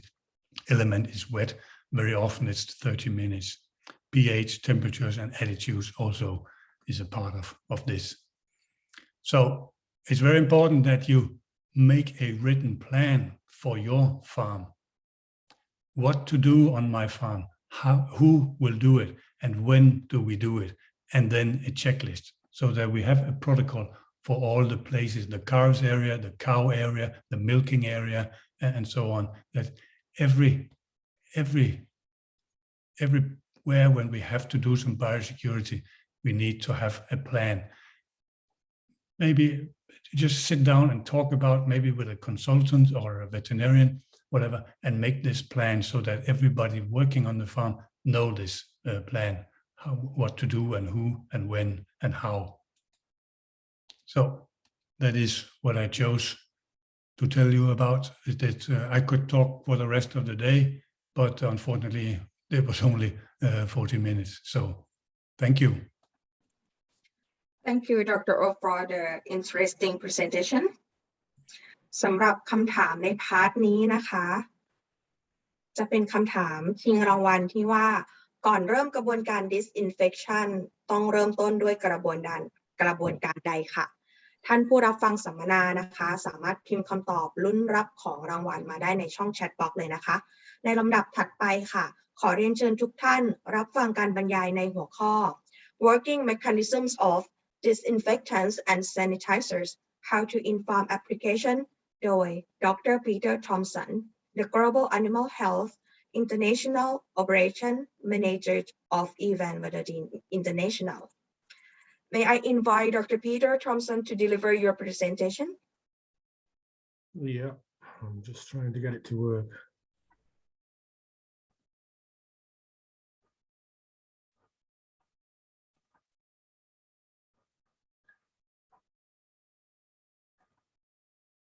Can you see this?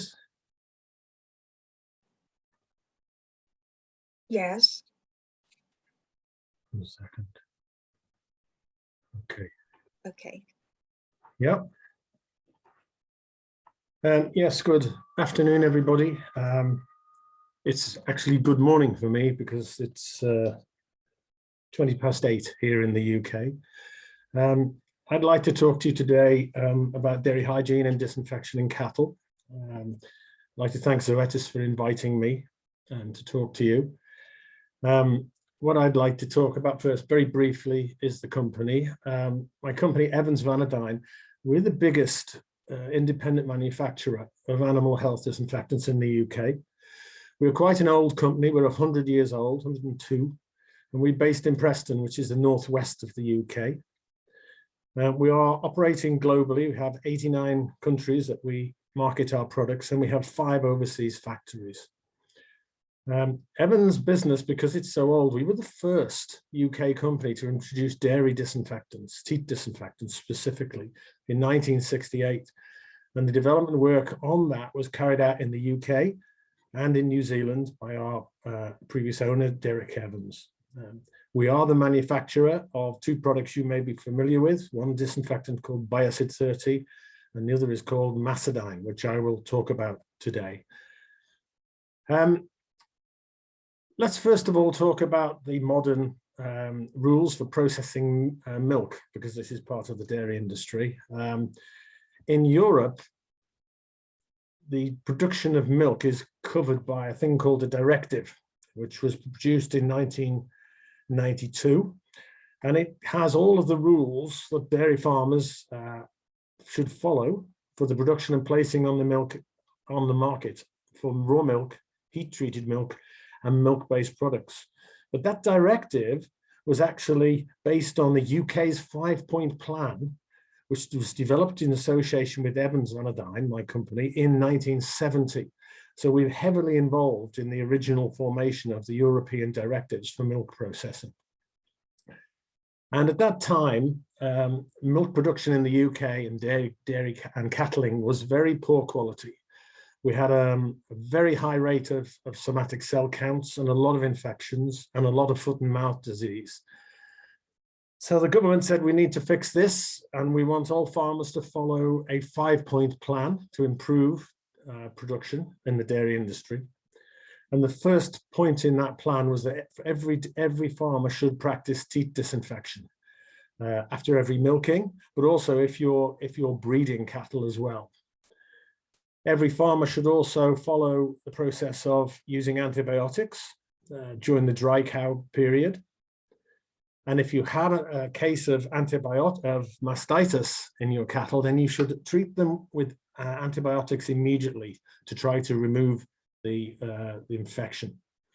If you had an animal which had repeated infection, it should be culled in order to improve the genetics of the herd. And finally, all farmers should carry out milking equipment cleaning, and they should follow farm hygiene programs. And that rule was implemented, and you can see what happened. Prior to 1965, 1968, the average somatic cell count in the dairy herd in the UK was over 700,000 in the milk. It started to fall immediately in 1970, and it continued to fall for the next 40 years until it reached around about 150,000 cells. And the European standard for milk quality is based around this level. And it has actually plateaued. It's now a flat line. Most dairy farmers in the UK and Europe operate with dairy counts of a maximum of about 150,000. So the 5-point plan actually worked very, very well. And it was it brought the concept of disinfection into the industry. Let's talk about dairy hygiene first, and I will talk about other forms of farming and biosecurity later. But first of all, let's talk about dairy hygiene. The definition of dairy hygiene is it is a protocol for the safe production of milk for human consumption. A key part of this is the prevention of mastitis infection in dairy cattle, but also for cattle, for meat, it's prevention of virus infections, foot and mouth disease, and other pathogenic viruses, and the production of good quality milk. They're the definitions, and you can only achieve success in this if you follow another 4 points. And these are, first of all, the cleanliness of the animal housing has to be part of your program. The cleanliness of the milking parlor, the cleanliness of the milking equipment and milk storage equipment, and of course, finally, the biosecurity of the farm. So first, let's talk about teat disinfection. This has been found to be a universal aid to mastitis control programs. Teat disinfection practiced by every major dairy producer in the world. It's not just a localized thing or a European thing. Every major producer has a policy for teat disinfection. It complements any antibiotic treatments for mastitis. It should be carried out after each milking and sometimes before milking if you have a very high yield animal. It's been shown data-wise that even infrequent teat disinfection reduces the level of mastitis in a dairy herd. It's a simple procedure, it's easy to manage, and requires 3 stages to be fully effective. The first stage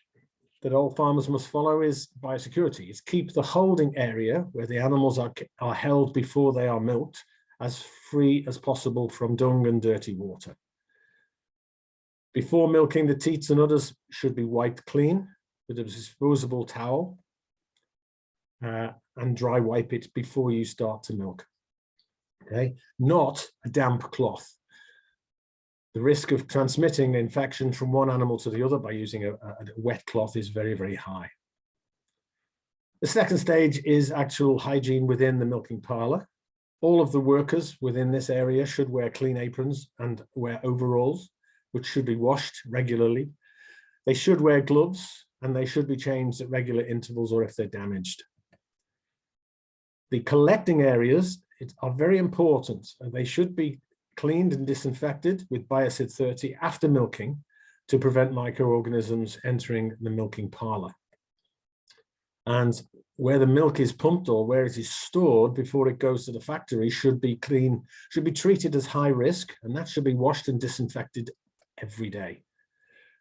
Disinfectant should be used in foot baths, as Ovi has previously shown us. And it's very important, I believe, that we control the entry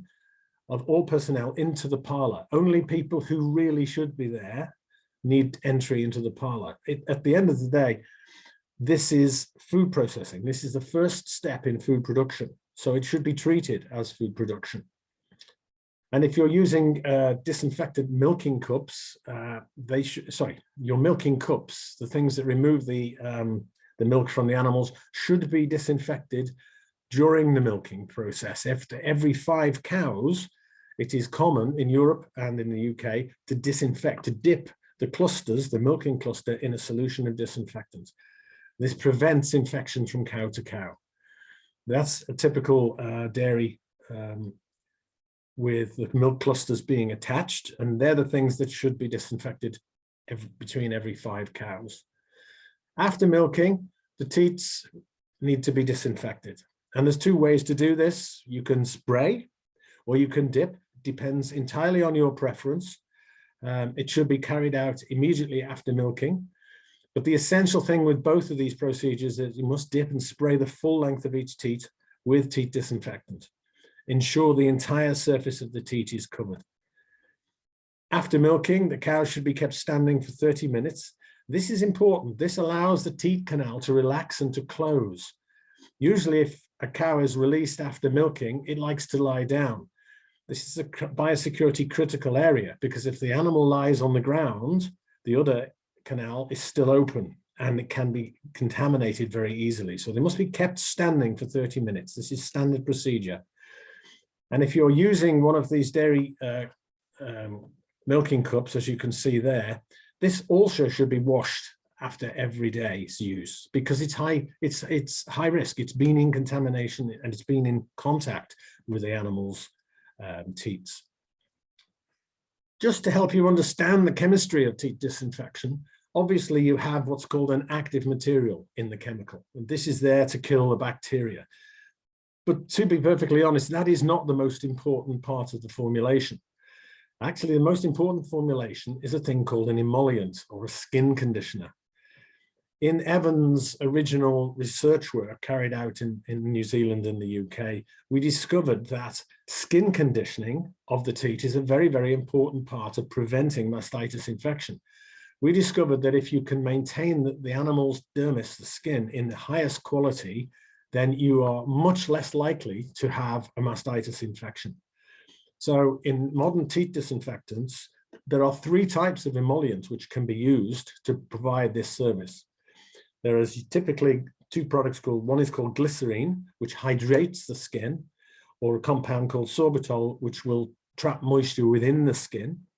And finally, there is another one, which is lanolin, which is water resistant, and this can help keep the teat, its skin dry. The science behind using these 3 emollients enables companies like Evans to develop formulations which are suitable for any climatic conditions. So the products we offer you in Thailand, Macedine, are developed for use in hot, humid conditions. But we also supply dairy farms in Thailand, in Iceland or Saudi Arabia. And for those, we offer different products which have different emollient systems to give the best protection for the animals. Now, I mentioned that these teat disinfectants have a thing called an active, the thing that actually does the killing. And in teat disinfection, there are essentially 4 main types of active material used internationally. The one that is used most commonly throughout the world is iodine. Teat disinfectants based on iodine. It's the most common type of family of disinfectants. There are others. There's chlorhexidine, which is an active material very often found in human surgery for for surgeons to wash their hands before surgery. There are some chlorine dioxide, teeth disinfectants, and lactic acids. But by far the most important and the most effective teeth disinfectant is based on iodine. What is iodine? Iodine is the most commonly used animal health disinfectant in the world. It's used in every country from Iceland through New Zealand. It's also used in human surgery and in farm biosecurity. It's very, very effective in killing the organisms which cause mastitis, foot and mouth disease, and lumpy skin disease, and other pathogens. Iodine does not taint or smell, or after use, there is no extra, there's no bad effects after use. And iodine is actually used as an additive in animal feed, particularly cattle feed. So it's already in the diet and is very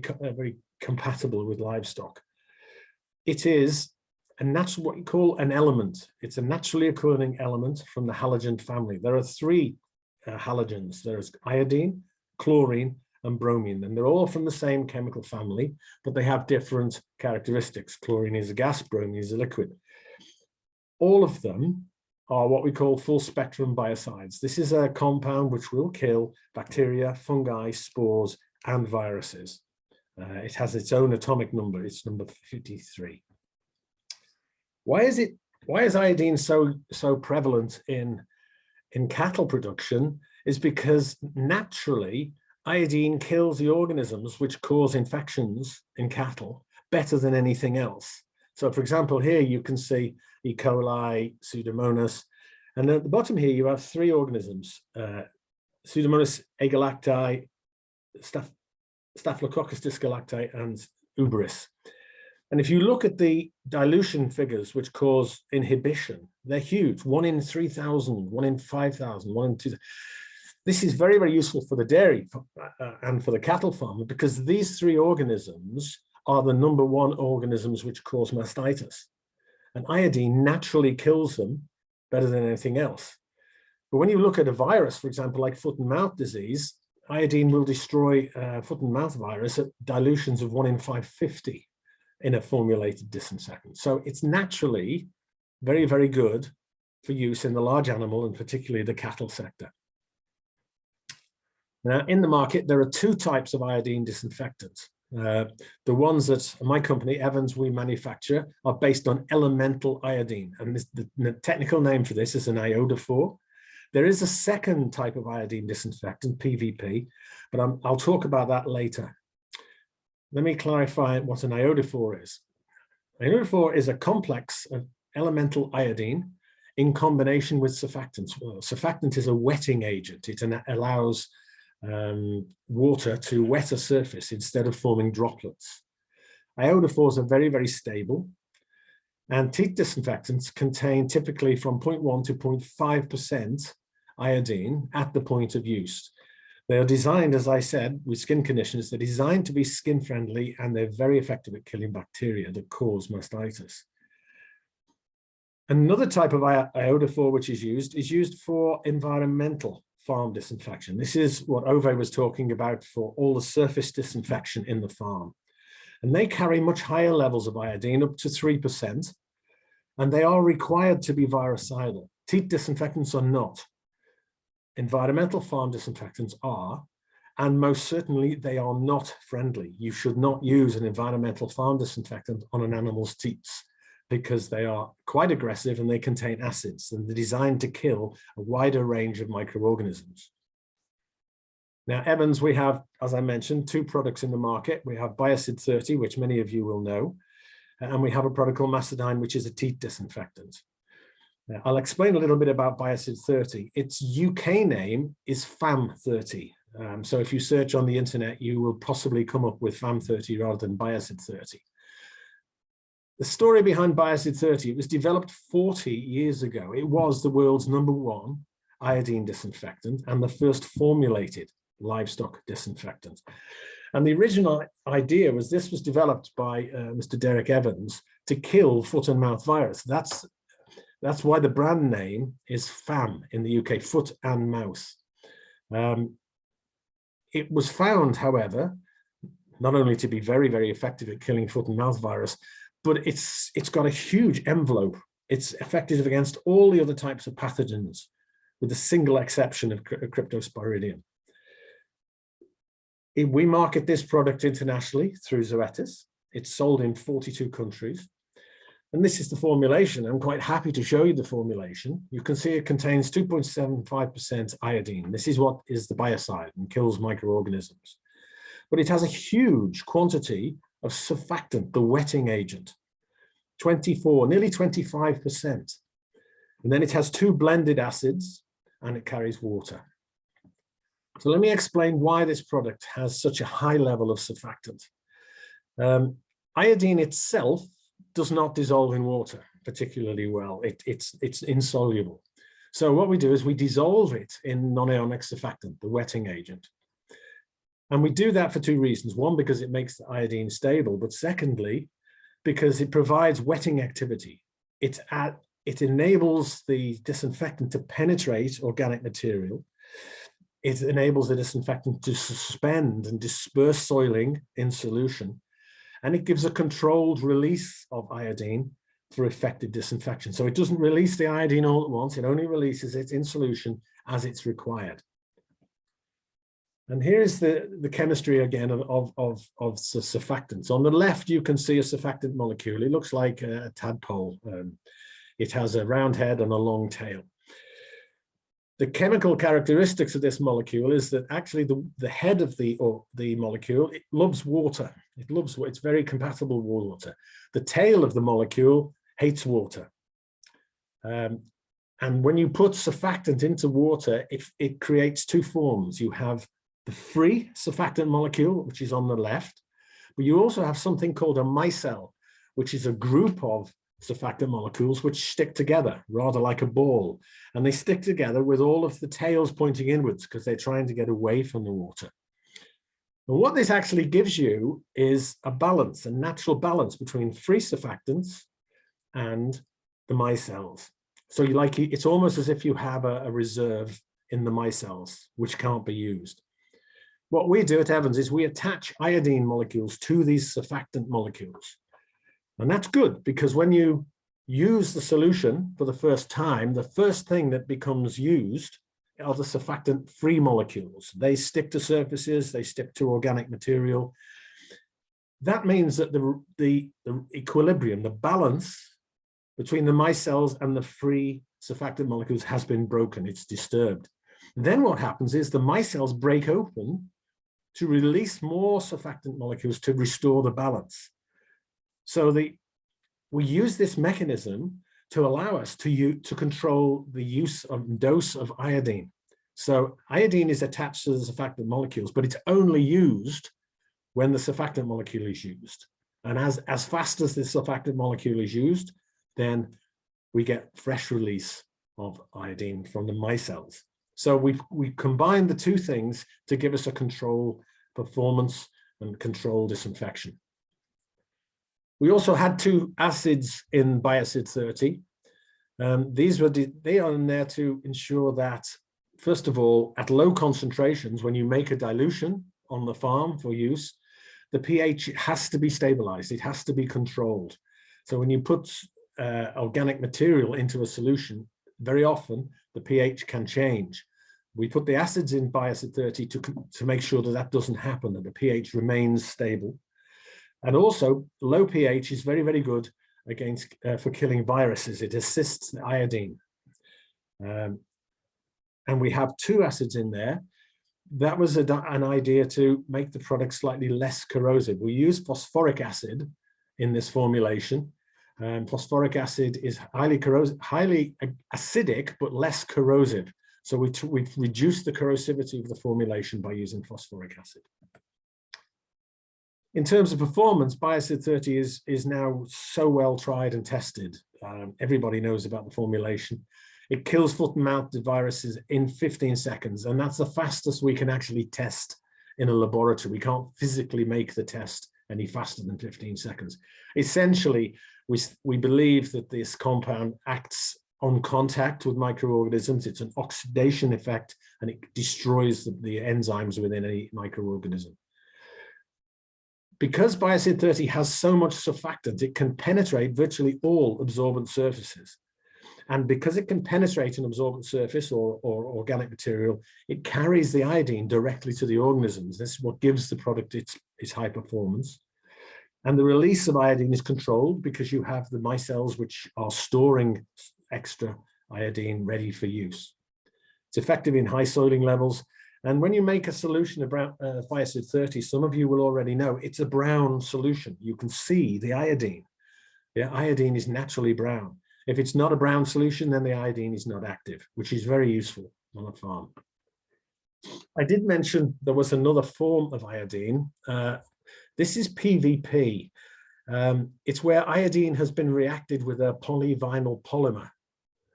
and it's attached to the polymer at 10% by weight. It has a use, but actually in environmental applications on a farm, it is virtually useless because it cannot be formulated very easily. You can't add extra things to it. And for surface disinfection, this type of compound has very, very little use. It cannot penetrate organic matter. PVP iodine is actually used in surgeries and in human surgery as well. So if someone goes for an operation, the surgeon will paint PVP iodine on the area where he's going to make the operation. And in that aspect, it's very, very effective.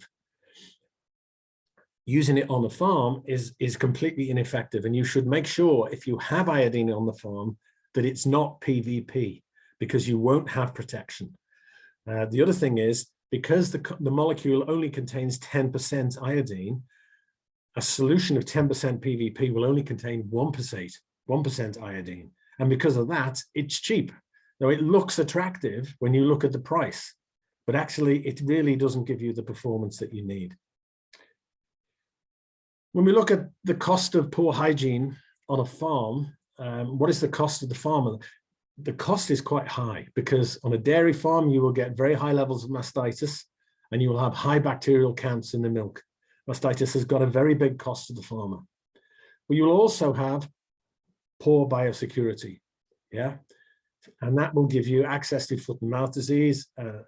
lumpy skin disease, and cryptosporidium and loss of others. And that leads to the loss of animals, which is an even bigger cost. Ove has done a great job in explaining the type of policy that's used in Europe and in Denmark in terms of biosecurity to protect farms from this type of infection. In UK, we've had 2 outbreaks of foot and mouth disease in the last 40 years, 2. One in 1968 and one in 2005. And they're the only 2 outbreaks we've had. And that's because biosecurity is very, very strict. The effect on the animals, of course, is if it's in a dairy, you get very, very low yield of milk because it's infected. The farmer can't use the milk. It's very poor quality and low value of milk also, which means at the end of the day, low profit for the farmer. Biosecurity is a commercial program. It's designed to make the farmer more profitable. Just to show you very quickly, in UK, if you sell milk to a dairy producer, he will look at 2 things. The dairy producer will look at the somatic cell count and he will look at the bacteria counts, and he will pay the farmer depending on the quality of his milk. And you can see on the left, if the milk has a high count on it, so 250 to 400, the farmer gets less euros per litre of milk. And the same thing, if the guy has lots of bacteria in the milk above 100,000, he will also get less euros per litre of his milk. If he's better than 66 or 150, then he will get more money for his milk. So it's a very commercial program, biosecurity. You should be sure when you're buying animals that they come from disease-free stock with low cell counts. If you're in a dairy, then you must milk new or infected cows last. And as Ove has very clearly outlined, you must restrict access to your farm. You use foot baths, wheel dips to control who comes on your farm, because people bring infections. Biosecurity is about transference of organisms. Yeah, and your housekeeping should be good. Your farmers workers should have good clothing and good protection. And the objective, of course, is good hygiene. If you've got good hygiene, then you should have happy cows and good quality milk. And hopefully you should have happy farmers because you're making more money. Biosecurity is a commercial program, and to use the right product will make you more profitable. Okay, that's the end of my presentation. I hope you found it useful. I'll be around for questions at the end if necessary. Thank you, Dr. Peter Thompson, for your interesting presentation. สำหรับคำถามในพาร์ทนี้ถามว่าไบโอซิส30 ที่ความเข้มข้น1:550 สามารถฆ่าเชื้อไวรัสปากเท้าเปื่อยได้ภายในระยะเวลาเท่าใดลำดับถัดไปนะครับขออนุญาตเรียนเชิญรองศาสตราจารย์นายสัตวแพทย์ดร.กิติศักดิ์อัจฉริยขจรให้เกียรติช่วยสรุปการบรรยายของพิธีกรทั้งสองท่านเป็นภาคภาษาไทยครับครับสวัสดีครับได้ยินเสียงนะครับก็เนื่องจากทั้งสองท่านให้ข้อมูลค่อนข้างละเอียดนะครับแล้วก็ท่านผู้เข้ารับฟังสัมมนาก็ยังมีสิทธิ์ได้เอกสารจากตรงนี้ไปด้วยใช่ไหมครับก็อาจจะลองไปดูทบทวนดูแต่ผมจะขออนุญาตสรุปสักประมาณ10 นาทีนะดร.โอเวอร์ที่พูดในช่วงแรกนะครับเกี่ยวกับเรื่องของการใช้ยาฆ่าเชื้อหลักการหรือว่าประสบการณ์ของท่านเนี่ยบอกให้เห็นถึงจุดบอดต่างๆเยอะเลยเวลาทำความสะอาดซึ่งผมเองก็ได้เรียนรู้เหมือนกันนะตะกี้ว่าจุดบางครั้งที่เราลืมไปบางจุดนะครับแต่สิ่งที่ท่านเน้นมากๆก็คือเรื่องการทำความสะอาดหลายคนเนี่ยไปเน้นเรื่องการใช้ยาฆ่าเชื้อไปเน้นเรื่องการระบบ Biosecurity แต่ว่าปล่อยปละละเลยเรื่องการทำความสะอาดซึ่งการทำความสะอาดนี่มันเหมือนกับเป็นเรื่องปกติเรื่องธรรมดาไม่น่าจะกลับมาพูดแต่พอท่านโชว์รูปหลายๆรูปนี่เราก็คงจะเข้าใจว่าจุดซ่อนเร้นต่างๆในอุปกรณ์ของฟาร์มซึ่งเราอาจจะยังไม่มีนะครับแต่ที่ผมเห็นแล้วชอบมากๆอยู่สไลด์หนึ่งคือไอ้ที่กวาดขี้วัวนะครับบ้านเราก็ใช้นะครับที่กวาดที่ดุนดันขี้วัวในฟาร์มนะครับคือไปถามเกษตรกรมันก็แต่งตัวดีนะใส่บูทใส่อะไรดีแต่ว่าที่กวาดขี้วัวก็เปื้อนนะครับอีกอันนึงที่บ้านเราไม่ค่อยคุ้นเคยก็คือเรื่องของไอ้จุ๊บดูดนมของลูกวัวนะครับก็มีการนำเข้ามาบ้างมีการใช้บ้างตรงนั้นก็เป็นจุดบอดอันหนึ่งที่เราไม่ได้ทำความสะอาดนะครับเพราะฉะนั้นที่ท่านเน้นหลักๆคือ 80% ของขั้นตอนการทำความสะอาดมันเน้นเรื่องการใช้น้ำใช้แรงดันเครื่องใช้แรงดันไปอัดปัจจุบันเครื่องอัดแรงพวกนี้ราคาถูกมาก 2-3,000 บาทก็จะช่วยดึงเอาความสกปรกของพื้นของพื้นผิวต่างๆที่สัตว์เข้าไปสัมผัสนะครับเพราะฉะนั้นก็จะเน้นเรื่องเหมือนกันว่าทำยังไงก็ตามให้ใช้การล้างการใช้ความดันนะครับตลอดจนใช้ลักษณะของดีเทอร์เจนต์หรือว่าเราก็คือผงซักฟอกน้ำยาล้างจานให้ทำความสะอาดไปก่อนในช่วงแรกๆเน้นเรื่องของการทำความสะอาดนะครับการจะฆ่าเชื้อหรือใช้น้ำยาฆ่าเชื้อเนี่ยมันต้องเริ่มที่ทำความสะอาดก่อนนะครับพอมาถึงจุดที่ใช้น้ำยาฆ่าเชื้อเราก็ต้องมีความเข้าใจเรื่องของสารเคมีนะครับสิ่งที่เราใช้นะครับผงซักฟอกหรือน้ำยาล้างจานอะไรที่เราทำความสะอาดพื้นนะครับน้ำยาต่างๆเนี่ยมันแค่ดึงสิ่งสกปรกออกไปนั้นพอเปิดพื้นผิวเนี่ยน้ำยาฆ่าเชื้อที่เราจะใช้เนี่ยมันจะมีประสิทธิภาพได้ถูกต้องนะครับประเด็นที่2ที่ท่านเน้นก็คือนอกจาก cleaning first แล้วเนี่ยท่านก็เน้นเรื่องของ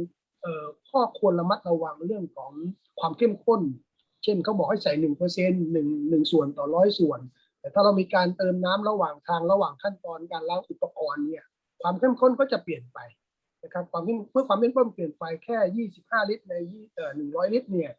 ประสิทธิภาพน้ำยาที่กำหนดว่า 1% ก็จะไม่ได้ 1%อันนี้เป็นข้อที่ท่านเน้นไว้นะครับอีกอันอุปกรณ์ที่น่าสนใจที่เดี๋ยวอาจจะต้องถามท่านอีกทีผมก็ไม่ได้คุ้นเคยในประสบการณ์โดยตรงการตรวจลักษณะของเอนไซม์ของเชื้อแบคทีเรียหรือสิ่งอินทรีย์ที่อยู่ในพื้นผิวนะครับก็มีการสวอปไปวัดประสิทธิภาพว่าโรงเรือนไก่พื้นตรงนี้ทำความสะอาดเรียบร้อยไหมสะอาดพอที่จะใช้ยาฆ่าเชื้อหรือยังก็มีตัวเลขที่น่าสนใจนะครับเพราะฉะนั้นคำว่าสะอาดเนี่ยคือสะอาดพอที่จะเริ่มฆ่าเชื้อนะครับหัวใจอยู่ตรงนั้นแล้วก็มีสารเคมีอยู่ตัวตอนท้ายที่ท่านแนะนำก็คือเรื่องของไฮเดรตรามก็คือบ้านเราอาจจะเรียกปูนขาวแต่มันคนละเกรดกันนะครับมันมีหลายอันต้องไปศึกษาข้อมูลดีๆสารละลายของปูนแต่ผมใช้คำปูนขาวอาจจะยังไม่ถูกทั้งหมดแต่ว่าจริงๆแล้วเราจะรู้จักในนามของปูนขาวแต่ไม่ใช่ปูนขาวที่เอาไปสร้างบ้านอย่างเดียวนะครับมันจะมีปูนอีกชนิดหนึ่งที่เรียกว่าไฮเดรตรามเมื่อมาผสมกับน้ำที่ความเข้มข้นน้ำหนักสาร 15% เนี่ยจะมีความเป็นด่างตัวนี้ก็จะใช้กับพวกพ่นสเปรย์เนี่ยก็จะซึมเข้าไปเคลือบพื้นผิวรอยแตก นะครับบล็อกไม่ให้สิ่งสกปรกนี้ล่องลอยหลุดออกมานะครับตรงนี้ก็เป็นอีกวิธีหนึ่งที่เน้นมากๆนะครับการตรวจความสะอาดของเขาเนี่ยเขาจะเน้นมากๆว่าในคอกลูกวัวเนี่ยเป็นจุดสำคัญนะครับในคอกคลอดเป็นจุดสำคัญเพราะฉะนั้นจุดที่มีจุดวิกฤตต่างๆท่านก็ได้พูดถึงเคสอันหนึ่งที่ท่านยกขึ้นมาซึ่งน่าสนใจมากบ้านเราก็อาจจะมีปัญหาแต่เราปราบตัวนี้ยากมากคือตัวบิดนะบิดเนี่ยในลูกวัวก็มีนะครับพบอยู่ในหลายฟาร์มนะครับลูกวัวท้องเสียหลังจากสักอายุเดือนไปแล้วก็รักษาไม่หายท้องเสียเรื้อรังนะครับส่วนหนึ่งก็มีบิดในประสบการณ์ของผมเองขออนุญาตเพิ่มไปก็คือว่าเราเอาออกจากฟาร์มไม่ได้เพราะว่าเราเลี้ยงอยู่บนดินแต่ในรูปเนี่ยเขาใช้ในฟาร์มไก่เขาใช้ไฟนะในการเข้าไปเบิร์นใช้เครื่องพ่นไฟท่านก็พูดง่ายๆเหมือนกับไฟแช็กลนขนที่แขนถ้าขนที่แขนละลายโดยที่เนื้อเราไม่เจ็บก็แสดงว่าความร้อนพอละเราไม่ต้องไปถึงเผาฟาร์มหรือเผาอะไรนะครับตรงนี้ก็น่าสนใจแต่บ้านเราต้องพิจารณานะครับว่าพื้นท่านจะเป็นดินจะยากนิดหนึ่งในการใช้ฮีทการใช้ไฟนะครับเพราะฉะนั้นจุดสำคัญอันหนึ่งสุดท้ายที่ท่านเน้นก็คือท่านเน้นเรื่องของพื้นที่ที่ทำความสะอาดควรจะมีการพ่นยา2 รอบแรกจากซ้ายไปขวารอบหลังจากขวาไปซ้ายเพราะว่าการพ่นเนี่ยมันจะเกิดจุดบอดนะครับท่านเน้นทุกตารางมิลนะครับไม่ใช่ตารางเซนนะครับว่าให้เราต้องมองให้เห็นว่าเราพ่นไปทางเดียวมันจะ cover ไม่หมดหลักการสำคัญก็คือกลับมาที่เรื่องของสัตว์ท่านก็เน้นเรื่องสัตว์ชนิดอื่นๆด้วยแต่มีอยู่รูปที่น่าสนใจคือเราชอบใช้น้ำยาจุ่มบูทล้างบูทแต่ให้เราศึกษาดีๆว่าน้ำยาที่จะใช้เนี่ยมันต้องมีเวลาสัมผัสเท่าไหร่30 วิ15 วิหรือ1 นาทีนะครับไม่ใช่เราจุ่มเท้าแล้วเราเดินไปน้ำยาแห้งน้ำยาก็ยังไม่ออกทำงานวิธีที่ดีที่สุดคือให้ล้างทำความสะอาดบูทในน้ำยานะครับแล้วก็มีรูปบางรูปที่ท่านโชว์ว่าบ่อจุ่มน้ำยาก็ไม่ค่อยสะอาดนะครับไม่มีการเช็ดทำความสะอาดมีหลายๆอย่างที่เป็นจุดเล็กๆน้อยๆน่าสนใจนะครับแต่สุดท้ายท่านสรุปในส่วนแรกไว้ว่าน้ำยาฆ่าเชื้อเนี่ยจะประสบความสำเร็จได้ต้องดูเรื่องของการทำความสะอาดก่อนทำความสะอาดเสร็จแล้วต้องมีเรื่องของใช้เลือกผลิตภัณฑ์ที่เหมาะสมกับงานนะครับวิธีการฆ่าเชื้อตลอดเป็นความเข้มข้นและเวลาที่ต้องออกฤทธิ์นะครับอุณหภูมิจุดสำคัญสุดท้ายในการใช้น้ำยาฆ่าเชื้อเนี่ยมันต้องอยู่ในแผนของ Biosecurity ตรงนี้สำคัญนะครับในส่วนที่2ที่ดร.ปีเตอร์พูดเรื่องของดร.ปีเตอร์พูดในนามของบริษัทอีแวนโนดีนที่มีผลิตภัณฑ์อยู่ในบ้านเราอยู่แล้วนะครับที่เราคุ้นเคยมากที่สุดก็เป็นเรื่องของน้ำยาจุ่มเต้านะครับแล้วก็น้ำยาฆ่าเชื้อนะครับบริษัทนี้เป็นบริษัทที่อยู่ในอังกฤษเป็นบริษัทที่มีรากเหง้ามันยาวนานเขาบอกว่า100 ปีนะครับก็นานพอสมควรแต่ที่สำคัญคือในยุโรปมันมีกฎหมายเรื่องสหภาพยุโรปเรื่องกฎหมายว่าน้ำนมเนี่ยเป็นสิ่งที่เขาโปรเทคเขาเป็นการผมชอบอยู่คำที่ท่านพูดว่ามันเป็นการผลิตอาหารการรีดนมคือการผลิตอาหารมันจะเริ่มที่การรีดนะครับเขามีส่วนเข้าไปในการทำแผน5 จุดสำคัญคือ5 5 แผนซึ่งมีมานานแล้วนะครับก็คือน้ำยาจุ่มเต้าเนี่ยมีมากว่า 30-40 ปีแล้วนะครับแล้วก็เป็นผลิตภัณฑ์ตัวหนึ่งที่ทำให้ยุโรปเนี่ยลดอัตราการเกิดต้นนมอักเสบลงไปเยอะมากนะครับแล้วก็แผนที่5ที่เขาเข้าไปเกี่ยวก็คือว่าเรื่องการทำความสะอาดนะครับใน5 แผนนั้นนะบริษัทนี้เข้าไปเกี่ยวถึง 2 จุดนะครับที่ทำให้โซมาติกเซลล์ในการเลี้ยงวัวในยุโรปลดจาก 8-9 แสนจนมาถึงในปัจจุบันที่หลักแสนนะครับเราเห็นก็น่าตกใจเหมือนกันว่าเขาทำได้ค่อนข้างต่ำมากนะครับตัวหลักๆที่เขาพูดถึงก็จะเน้นเรื่องของใช้น้ำยาจุ่มเต้านะครับการรีดนมขั้นตอนการรีดนมนะครับวิธีการใช้น้ำยาจุ่มเต้าและสิ่งที่สำคัญที่สุดท่านก็ยังมาเน้นเรื่องขององค์ประกอบในน้ำยาจุ่มเต้าที่จะใช้ให้ดูอยู่2 ส่วนแรกคืออะไรคือสารออกฤทธิ์ส่วนที่2คือสารอะไรที่ทำให้น้ำเกิดความชุ่มชื้นกับผิวหนังน้ำยาจุ่มเต้าที่มีแต่สารออกฤทธิ์แต่ไม่มีส่วนที่ทำให้ผิวหนังชุ่มชื้นเนี่ยก็จะทำให้เกิดการระคายเคืองในผิวหนังตัวที่เขาเน้นหลักๆก็คือดิเซลีนซอร์บิทอลหรือลานูลินที่คุณสุภาพสตรีคงรู้จักสารเหล่านี้อยู่ในเครื่องสำอางอยู่ในครีมเยอะแยะเลยนะครับเพราะฟอร์มูลาที่เขาออกมาเรื่องทิศดิบเนี่ยเขาก็จะเน้นเรื่องนี้มากๆสุดท้ายก็ท่านก็จะบอกว่าไอโอดีนก็ยังมันเป็นพระเอกในเรื่องนี้นะเรื่องของการฆ่าเชื้อนะครับเพราะไอโอดีนเป็นสารธรรมชาติสารหนึ่งที่ฆ่าแบคทีเรียได้หลายตัวในฟาร์มโคนมแล้วก็ฆ่าไวรัสปากเท้าเปื่อยได้ด้วยนะครับแต่อย่างไรก็ตามในตลาดก็มีไอโอดีนหลายแบบก็ต้องไปดูว่าโพลิเมอร์ไอโอดีนที่ใช้ในการผ่าตัดทางการแพทย์ทำลายผิวหนังทำลายเชื้อบนผิวหนังก็อาจจะไม่เหมือนกับไอโอดีนที่ใช้ในการจุ่มเต้าน้ำยาจุ่มเต้าหรือยาฆ่าเชื้อที่ท่านพูดถึงเทคโนโลยีต่างๆที่เขาได้ออกแบบมาก็คงเป็นประโยชน์ในรายละเอียดถ้าท่านสนใจลองศึกษาดูในข้อมูลนะครับว่าสุดท้าย Biosecurity ที่ดร. ปีเตอร์เน้นเนี่ยก็คือเรื่องของ ตัวสัตว์ที่นำเข้าตัวรถตัวคนท่านบอกว่าคนเป็นพาหะที่นำโรคเข้าก็ผมก็เห็นด้วยกับท่านว่าโรคไม่ได้มาเพราะตัวสัตว์อย่างเดียวคนส่วนหนึ่งจะเอาโรคและสุดท้ายท่านก็เน้นว่าในยุโรปเนี่ยเขาเน้นเรื่องของสุขศาสตร์ที่สะอาดเขาเน้นทำให้วัวอยู่ในที่สะอาดและมีความสุขสุดท้ายเกษตรกรก็คงมีกำไรนะครับในส่วนนี้ก็ผมขอใช้เวลาตรงนี้สรุปไว้แค่นี้ก่อนนะครับเพื่อจะได้เข้าเซสชั่นการตอบคำถามครับขอบคุณครับค่ะขอขอบคุณรองศาสตราจารย์นายสัตวแพทย์ดร.กิติศักดิ์อัจฉริยขจรนะคะที่ให้เกียรติช่วยสรุปการบรรยายเป็นอย่างสูงค่ะในลำดับถัดไปนะคะจะเป็นช่วงถามตอบค่ะ Dear Dr. Of, Dr. Peter, and Dr. Kitisak, we are now at question and answer session. May I begin with the first question? The first question is, according to the farm, which located in the epidemic zones of both lumpy skin disease and foot and mouth disease, what is the preventive measures should be taken and how long should it be intensively controlled? The questions may go to Dr. Oh.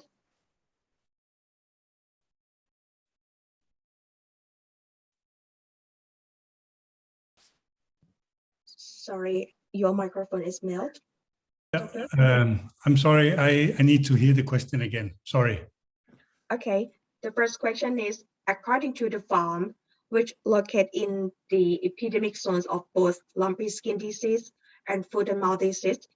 what is the preventive measures should be taken and how long should it be intensively controlled? So if I get the question correctly understood, is that we have a farm with lumpy skin disease and maybe also foot and mouth. Yes, sir. And how long does it take to eradicate that with biosecurity and cleaning and disinfection? Is that the question? Yes, sir. And that is very, very difficult for me in Denmark to answer because that will depend on the separate farm, on the concrete farm, and how many animals, how high is the management, and so on.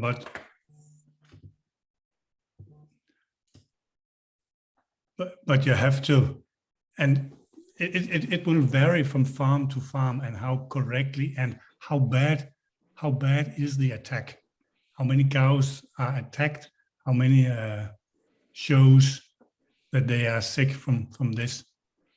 So unfortunately, I'm sorry, I cannot answer that because if we have foot and mouth disease in Denmark, we shut down the farm and we make a zone of 3 kilometers around the farm where nobody is allowed to enter, and we kill all the animals and we eradicate it immediately. And we bury the dead cows. We do not burn them because burning will bring virus up into the air and further to the next farm. So to eradicate these two viruses you talk about on a specific farm in Thailand is very, very difficult for me to answer. I'm sorry, but I can say that it takes a lot of effort. It takes a lot of effort. And you have to realize if biosecurity is not a little bit difficult for you, it will not work. If your biosecurity program is very, very easy to follow and it doesn't bring irritation into your daily work, it will not work. It has to be a little bit difficult and a little bit annoying. So again, I'm sorry, it's difficult to answer that question. Okay, so is there any more suggestions from Dr. Peter regarding to the same question? I think Ovi is right. The standards in Europe and the UK would be at the outbreak of a highly infectious disease like foot and mouth disease, it is to close the farm, depopulate, and completely sterilize the farm. So that's what happened. Now I realize that may not be happening in Thailand because you have a lot of small farms all very close together. So the issue therefore in Thailand will be the control of access. You have to prevent the transmission from one farm to the other. So you need to develop policies, or a farm needs to develop a policy which really does restrict anything coming into the farm, people, equipment, vehicles, feed, and it has to be treated very severely. For example, you could have a feed supply vehicle bringing feed into a farm. Okay, that's fine. The vehicle should not enter the farm. Any feed should be unloaded at the entrance or the gate. What about the driver? Because the driver's been from one farm to another farm to another farm. So you need to develop a policy for controlling the movement of the driver. He can't just get out of his cab and walk around. So you need a policy for management of people. And that includes visitors, it includes drivers. The key issue will be prevention of transmission, which is stopping the virus getting into a farm from one to the other. You have a problem with lumpy skin disease because, as I understand it, the epidemiology indicates that it is also carried by insects, by fleas, by ticks. Yeah, that's a different issue. It means you're going to have to control pests in some way. If it enters a farm, then of course your issue is to prevent it spreading from one animal to another. So you're going to have to develop. If you're not going to kill the animals, you must have a high risk zone and a low risk zone, and you must keep any infected animals completely away from the rest of the herd. They must be treated in a way that contamination of any equipment or the people who are looking after the infected animals cannot occur. And one way of doing that, for example, would be to have people who are only responsible for dealing with the lumpy skin infection. They cannot go to the rest of the farm. So it's this type of biosecurity thinking that you need to develop. Foot and mouth disease can be prevented by good biosecurity. Lumpy skin disease is more difficult because there may be two vectors. It may be insects, and it may be human transmission that brings a virus. So that's a more difficult issue. Foot and mouth, you can prevent it by having top class biosecurity and good disinfectants, of course. Okay, thank you. ค่ะสำหรับคำถามแรกนะคะหากฟาร์มของเกษตรกรนะคะบังเอิญตั้งอยู่ในเขตระบาดของโรคทั้งลัมปี้สกินและก็ปากเท้าเปื่อยนะคะฟาร์มแห่งนี้เนี่ยควรจะมีมาตรการในการป้องกันโรคอย่างไรและวางแผนควบคุมให้มีมาตรการเคร่งครัดต่อเนื่องเนี่ยเป็นระยะเวลานานเท่าไหร่นะคะขออนุญาตเรียนเชิญท่านอาจารย์กิตติศักดิ์นะคะช่วยสรุปคำตอบจากทางดร.ออฟและดร.ปีเตอร์พร้อมกับคอมเมนต์เพิ่มเติมในส่วนของประเทศไทยค่ะก็ทั้งสองท่านให้คำตอบค่อนข้างยากนะครับสำหรับทั้งเดนมาร์กและก็ยูเคเพราะว่าเขาเป็นกลุ่มประเทศที่ไม่มีโรคปากเท้าเปื่อยเป็นโรคประจำถิ่นนะครับเขาเคยมีเอาท์เบรกคือเกิดโรคระบาดเมื่อล่าสุดเมื่อปี 2005 ก็คือเมื่อประมาณ15 ปีที่แล้วก็มีการเกิดโรคระบาดเพราะฉะนั้นการคำแนะนำเขาอาจจะยากนิดนึงก็ในทั้งสองท่านก็รู้บริบทบ้านเราว่าเป็นฟาร์มรายย่อยนะครับแต่คำถามค่อนข้างจะจำเพาะไปที่ว่าต้องทำอย่างไรทำในเวลาเท่าไหร่นะครับเขาก็ให้ทั้งสองท่านก็ให้ความเห็นตรงกันก็คือสิ่งที่สำคัญสำหรับปากเท้าเปื่อยนะครับก็คือการควบคุมการเข้าฟาร์มสำคัญมากๆ access เข้าถึงฟาร์มนะครับแล้วดร.ปีเตอร์ยังพูดถึงว่าตัวอย่างบ้านเราที่เห็นชัดๆนะครับผมขอดูคือรถส่งของรถรับของส่งอาหารเนี่ยเป็นตัวอย่างที่ดีมากๆนะครับเพราะท่านบอกว่าจริงๆว่าถ้ามีความจำเป็นต้องใช้รถภายนอกมาขนอาหารคงต้องมีโหลดดิ้งโซนแบ่งโซนว่าต้องเอาอาหารลงแล้วรถหรือพาหะของในฟาร์มก็พาเข้าฟาร์มเองอย่างเงี้ยแต่ส่วนใหญ่ในบ้านเราส่วนฟาร์มมีขนาดเล็กรถส่งอาหารหรือรถรับส่งน้ำนมก็จะเข้าถึงตัวฟาร์มได้ง่ายนะครับเรื่องรถและส่วนเรื่องลัมปี้สกินเนี่ยมันเป็นความยากลำดับ2เพราะมันมีพาหะนำโรคคือแมลงเขาบอกเป้าหมายคือเราต้องไปควบคุมแมลงซึ่งเป็นเรื่องที่ผมเชื่อว่าทางเขาก็ไม่มีประสบการณ์นะครับมันเขาก็จะบอกว่าผมชอบที่ดร.ปีเตอร์พูดว่าหรือดร.โอ๊คพูดว่ามันต้องไปอยู่ในกระบวนการวางแผนตั้งแต่ต้นว่าเราจะฆ่าเชื้อฟาร์มยังไงระบบความปลอดภัยถ้าเชื้อมันเข้ามาในฟาร์มแล้วเนี่ยเราก็ต้องควบคุมนะครับอันนึงที่เขาใช้ศัพท์กันว่าให้แบ่งเป็นพื้นที่เสี่ยงสูงพื้นที่เสี่ยงต่ำในฟาร์มแต่ผมก็เห็นด้วยว่าถ้าเกิดโรคในสัตว์1ตัวนะบางทีเรามักคิดกับการคือเราย้ายสัตว์ตัวป่วยจริงๆไม่ใช่สัตว์ที่ป่วยต้องอยู่กับที่นะครับแล้วล็อกโซนเอาไว้เพราะมีงานศึกษาเยอะๆเลยที่ว่าเกิดการย้ายสัตว์ตอนโรคระบาดการย้ายสัตว์ป่วยเนี่ยคือการกระจายโรคระบาดถ้าฟาร์มมีพื้นที่มากพอการล็อกให้สัตว์อยู่ในพื้นที่เดิมเนี่ยจะลดความเสี่ยงมากกว่านะครับในการเคลื่อนย้ายสัตว์เพราะโลโซนไฮโซนของความเสี่ยงก็คือ เสี่ยงสูงก็คือพื้นที่ตรงนั้นน่ะถ้าเป็นบ้านแบ่งคนบริหารจัดการคนที่เสี่ยงกับการติดโรคเลยไปรักษาแล้วก็ไม่กลับมาที่สัตว์ปกติเลยได้ไหมนะครับเขาเป็นมาตรการทั่วๆไปในหลัก Biosecurity แต่ว่าทั้งสองท่านก็เห็นว่ามันเป็นคำถามที่ค่อนข้างยากเพราะเขาประสบการณ์ตรงเขาไม่มีนะครับส่วนตัวผมก็มองว่าถ้าเราเริ่มจากเบสิกคำถามเราว่าเราจะเอาระบบ security ง่ายๆเนี่ยวันนี้กลับไปที่ฟาร์มเนี่ยผมบรรยายเมื่ออาทิตย์ก่อนผมก็บรรยายเรื่องหนึ่งเกี่ยวกับเรื่องของการใช้ยาเนี่ยจากบรรยายวันนี้เรากลับไปถามดูนะ19 ข้อหรือ10 กว่าข้อที่ทางทั้งสองท่านให้เนี่ยมันมีข้อไหนได้ไหมที่เราเริ่มก่อนแล้วง่ายที่สุดสิ่งแรกที่ผมว่าง่ายที่สุดคือจำกัดไม่ให้คนเข้าฟาร์มขอนะครับปากเข้าเปลือกก็ช่วงนี้คือเริ่มฤดูกาลเราก็ควรเริ่มจากว่าขึ้นป้ายมันปากเข้าเปลือกมันกำลังจะมาอีกแล้วนะครับแล้วก็มันก็มีความสุ่มเสี่ยงด้วยฤดูกาลแล้วก็เรื่องของวัคซีนเรื่องอะไรด้วยเราก็ต้องมาคุยเรื่องแบบนี้ด้วยนะครับว่าต้องโปรเทคฟาร์มตัวเองนะแล้วในชุมชนก็ส่วนตัวผมก็มองว่าสหกรณ์โคโนมหรืออะไรก็ตามต้องมีความเข้มแข็งในการสร้างชุมชนที่มีระบบความปลอดภัยนะครับการแจ้งโรคการกักกลุ่มที่มีความเสี่ยงอะไรเงี้ยต้องรู้ข่าวกันนะครับว่าโรคเกิดตรงไหนนะครับตรงนี้เอาแค่นี้ก่อนนะครับค่ะอาจารย์ขอเพิ่มเติมอีกนิดนึงนะคะในส่วนของวัคซีนนะคะในกรณีสถานการณ์แบบนี้มีผู้ถามมาว่าแล้วถ้าเราฉีดวัคซีนนะคะระหว่าง Lumpy Skin Disease กับ FMD เนี่ยเราควรที่จะเลือกฉีดวัคซีนชนิดใดก่อนแล้วเว้นระยะห่างสักเท่าไหร่ค่ะวันศุกร์ที่แล้วก็ได้คำถามนี้เหมือนกันนะครับช่วงนี้คำถามนี้มากคือให้มองปากเท้าเปื่อยเป็นหลักนะครับคือลัมปี้สกินเนี่ยเป็นโรคที่เข้ามาครั้งแรกนะมันเกิดความเสียหายขึ้นแล้วแหละมันเกิดความเสียหายขึ้นแล้วแล้วก็บางส่วนก็ใช้วัคซีนไปแล้วนะครับโรคมันก็ยังอยู่ในพื้นที่แต่ฤดูกาลนี้ถ้ากรมปศุสัตว์มีมาตรการเรื่องของปากเท้าเปื่อยผมอยากถ้าเป็นส่วนตัวผมแนะนำให้ปากเท้าเปื่อยก่อนนะครับปากเท้าเปื่อยก่อนเพราะความเสียหายปากเท้าเปื่อยเนี่ยพื้นที่เป็นวงกว้างแล้วก็เร็วมากนะครับปากเท้าเปื่อยน่าจะมาก่อนส่วนคำถามที่ว่าแล้วถ้าเกิดมันเป็นเวลาพร้อมกันเมื่อวันศุกร์ผมก็ตอบไปคำถามเดิมก็คือว่าวัคซีนปากเท้าเปื่อยเป็นวัคซีนเชื้อตาย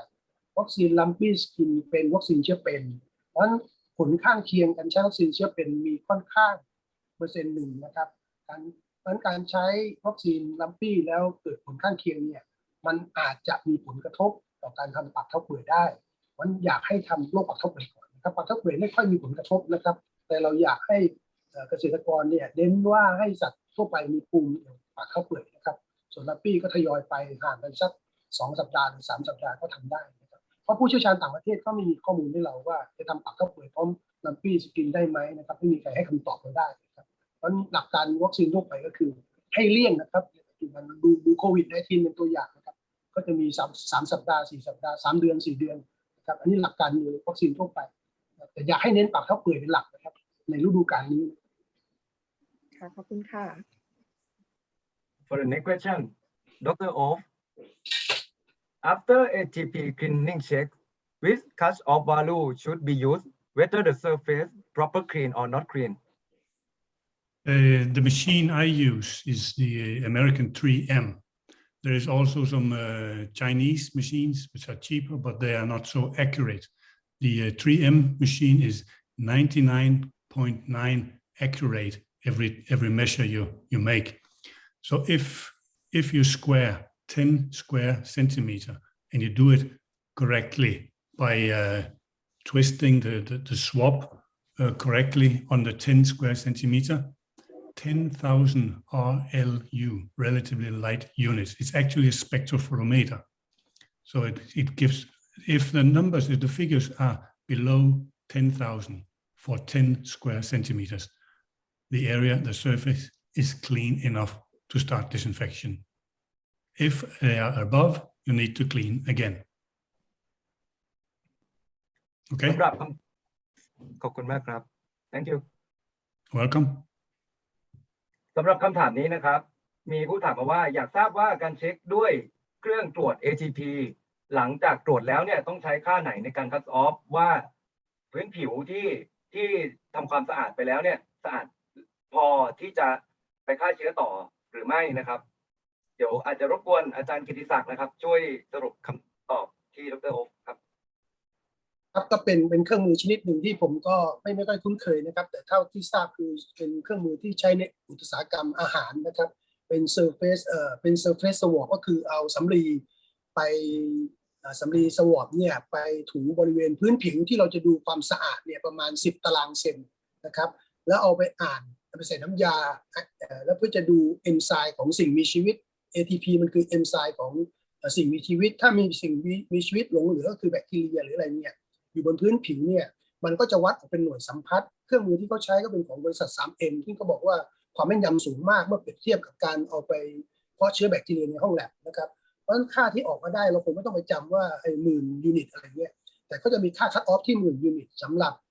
พื้นที่ที่สะอาดมากพอที่จะเริ่มฆ่าเชื้อนะครับซึ่งก็เป็นเทคโนโลยีที่เขาใช้อยู่ในพวกฟู้ดไซน์เรื่องโรงงา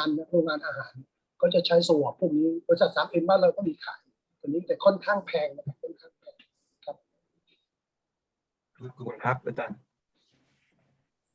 The next question may go to Dr. Peter. How to apply disinfectant in milking parlor to prevent spreading of mastitis pathogen?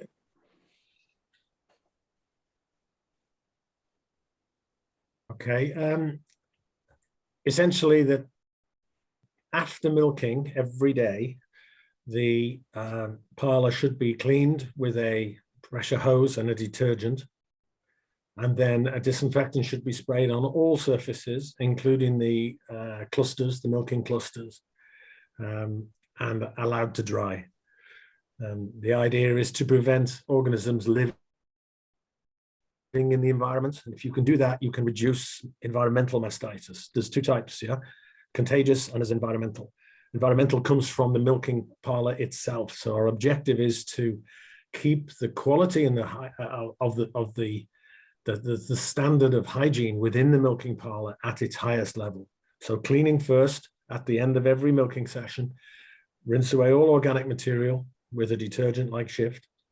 and then spray everything with a solution of Biocid 30 at 1 in 100, 1 in 200, and that should kill all the organisms which are likely to cause mastitis or contamination. Thank you. ค่ะคำถามนะคะมีวิธีการใดบ้างนะคะที่จะสามารถapply ตัว disinfectant นะคะมาใช้ในโรงรีดนะคะเพื่อป้องกันการติดต่อของเชื้อเต้านมอักเสบค่ะขอเรียนเชิญอาจารย์กิติศักดิ์ช่วยสรุปคำตอบค่ะครับผมก็เป็นคำถามที่ดีนะครับก็คือว่าการทำให้พื้นที่บริเวณรีดนมสะอาดนะครับเพราะการใช้ยาฆ่าเชื้อนะครับผมก็ฟังดูแล้วก็มีเหตุเป็นผลนะเราอาจจะใช้ยาฆ่าเชื้อเพื่อฆ่าเชื้อสิ่งแวดล้อมที่ท่านตอบว่าในสิ่งแวดล้อมเต้านมอักเสบก็จะมาติดจากสิ่งแวดล้อมที่สัตว์ไปยืนรอรีดนมบริเวณรีดนมอันที่2คือแมสไซติสที่สามารถแบคทีเรียที่สามารถติดระหว่างวัวไปวัวได้ก็จะโดนฆ่าเชื้อนะครับที่ประสบการณ์ที่เราเคยเห็นกันอย่างเกษตรกรก็จะรีดเอาน้ำนมทิ้งหรือเช็คน้ำนมบนพื้นอันนี้ไม่แนะนำเพราะฉะนั้นเขาก็เชื่อว่าพื้นที่ผิวต่างๆที่วัวเข้าไปยืนรีดนมเนี่ยวัวก็สามารถติดเชื้อได้จากที่เครื่องรีดหรือหัวรีดอะไรก็ตามเพราะฉะนั้นการฆ่าเชื้อบริเวณรีดนมก็จะเป็นประโยชน์ในเรื่องของการลดจำนวนแบคทีเรียนะครับแต่ว่าผมจำไม่ได้มี concentration ที่ท่านแนะนำ1 ต่อ 200หรือเปล่าไม่แน่ใจนะผมไม่คุ้นเคยถ้าผิดคุณหมอช่วยแก้ด้วยครับขอบคุณค่ะ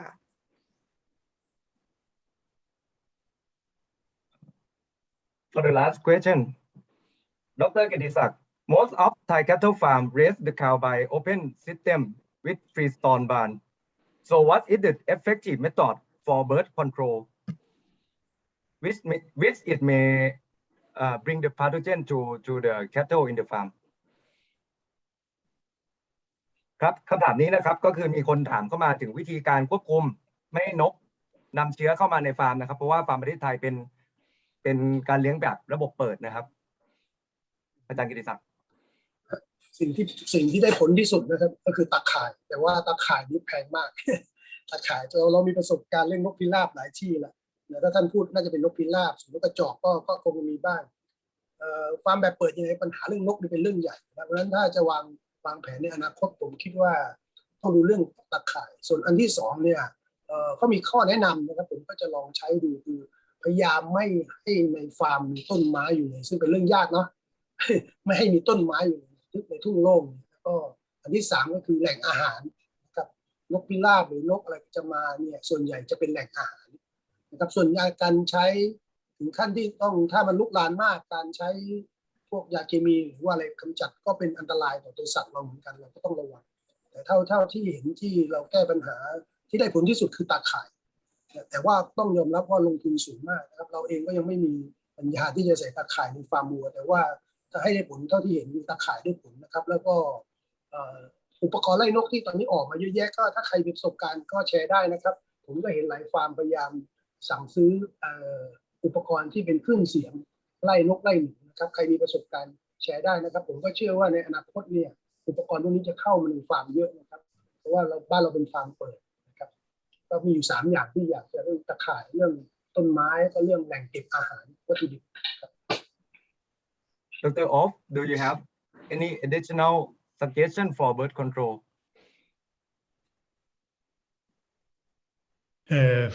What do you mean by birth control? Bird that maybe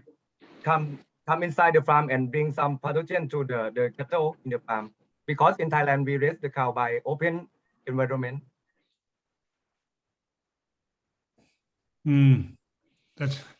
That's a little bit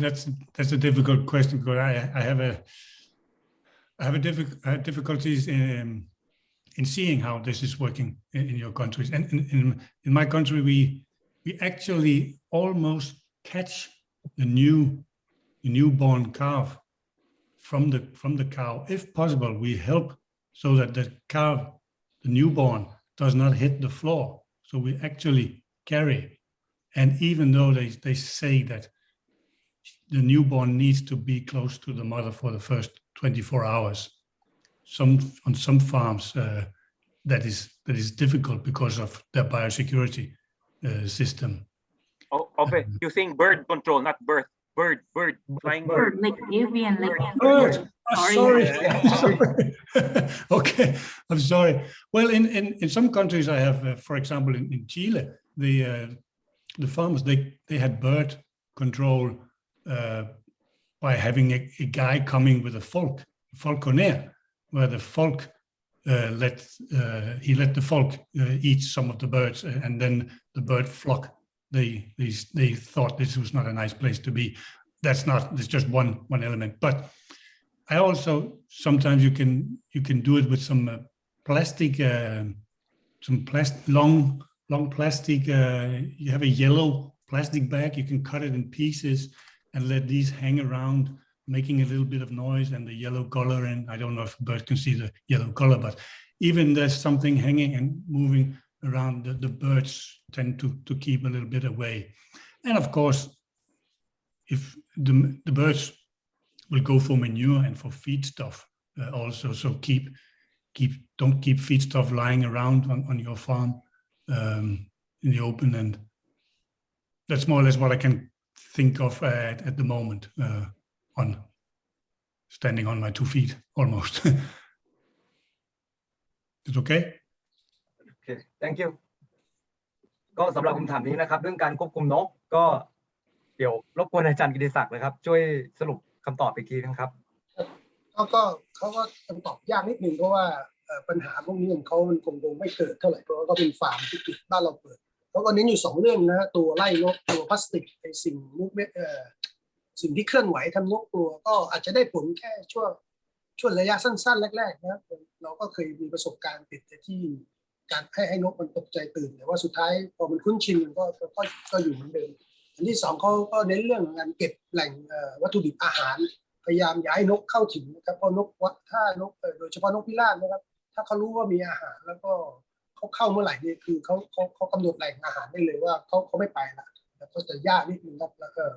ผมว่าประสบการณ์เรื่องของนกเนี่ยอาจจะต้องเป็นอีกข้อนึงต้องคุยเพราะว่าเราเนี่ยจะยากนิดนึงในฟาร์มเปิดนะครับฟาร์มเปิดแล้วก็วัตถุดิบอาหารเนี่ยเป็นตัวล่ออะไรที่ดีเราให้นกเนี่ยมาสร้าง colonization โดยส่วนตัวคือว่าถ้าเราพูดกันต่างๆนะว่าเป็นสัตวแพทย์ก็จริงแต่บางครั้งเนี่ยตัดสินใจแรกทำลายตั้งแต่ต้นเห็นเนี่ยจะง่ายกว่าการที่ให้เขาโคโลไนซ์นกพิราบเนี่ยส่วนนกกระจอกไม่ยากถ้าไล่ทำรังมันก็ไปแต่ถ้านกพิราบนี่ยากมากๆนะครับถ้าเข้าแล้วนี่ยากมากเขาเป็นนกที่จำตำแหน่งพื้นที่ครับก็ขอบคุณอาจารย์กิติศักดิ์นะครับและ ขอบคุณนะครับสำหรับทุกท่านนะครับที่ถามเข้ามาขณะนี้ทางเราได้ใช้เวลากันไปพอสมควรแล้วนะครับหากท่านใดมีคำถามเพิ่มเติมนะครับก็สามารถสอบถามเพิ่มเติมเข้ามาได้นะครับทางช่องทาง Line แอดนะครับหรือสแกนได้ทางหน้าจอเลยครับหรืออีกช่องทางหนึ่งก็คือช่องทางเพจ Facebook นะครับ @cattle sharing เช่นกันครับสุดท้ายนะครับผมขออนุญาตฝากอีกเพจหนึ่งนะครับไว้สำหรับให้ทุกท่านได้ติดตามองค์ความรู้ดีๆนะครับจากศูนย์วิจัยและถ่ายทอดเทคโนโลยีเพื่อการพัฒนาการเลี้ยงโคนมในเขตร้อนชื้นค่ะสุดท้ายนี้นะคะทางโซลิติสนะคะต้องขอบพระคุณนะคะแขกผู้มีเกียรติและลูกค้าทุกท่านนะคะที่ให้การสนับสนุนบริษัทด้วยดีเสมอมาค่ะหากการจัดงานในครั้งนี้นะคะมีข้อบกพร่องประการใดทางทีมงานต้องขออภัยมาณที่นี้ด้วยค่ะขอย้ำอีกครั้งนะคะทางช่องทาง LINE และ Facebook Page นะคะ @cattle sharing ของเรายินดีน้อมรับทุกคำติชมคำแนะนำหรือท่านใดนะคะมีหัวข้อที่น่าสนใจอยากให้เราจัดเป็นงานสัมมนาดีๆแบบนี้อีกนะคะสามารถแจ้งเข้ามาในช่องทางดังกล่าวได้เลยค่ะครับขอบพระคุณแขกผู้มีเกียรติทุกท่านครับทางบริษัทโซลิติสประเทศไทยหวังเป็นอย่างยิ่งว่าทุกท่านจะได้รับประโยชน์จากการสัมมนาและสามารถนำองค์ความรู้ไปประยุกต์ใช้ได้ในพื้นที่ของทุกท่านค่ะในสถานการณ์โรคระบาดช่วงนี้นะคะขอให้ทุกท่านรักษาสุขภาพกันด้วยนะคะสำหรับวันนี้ขอขอบคุณและสวัสดีค่ะสวัสดี สวัส ค ดี รับ ครับสวัสดีครับ so much for all the keynote speakers. Thank you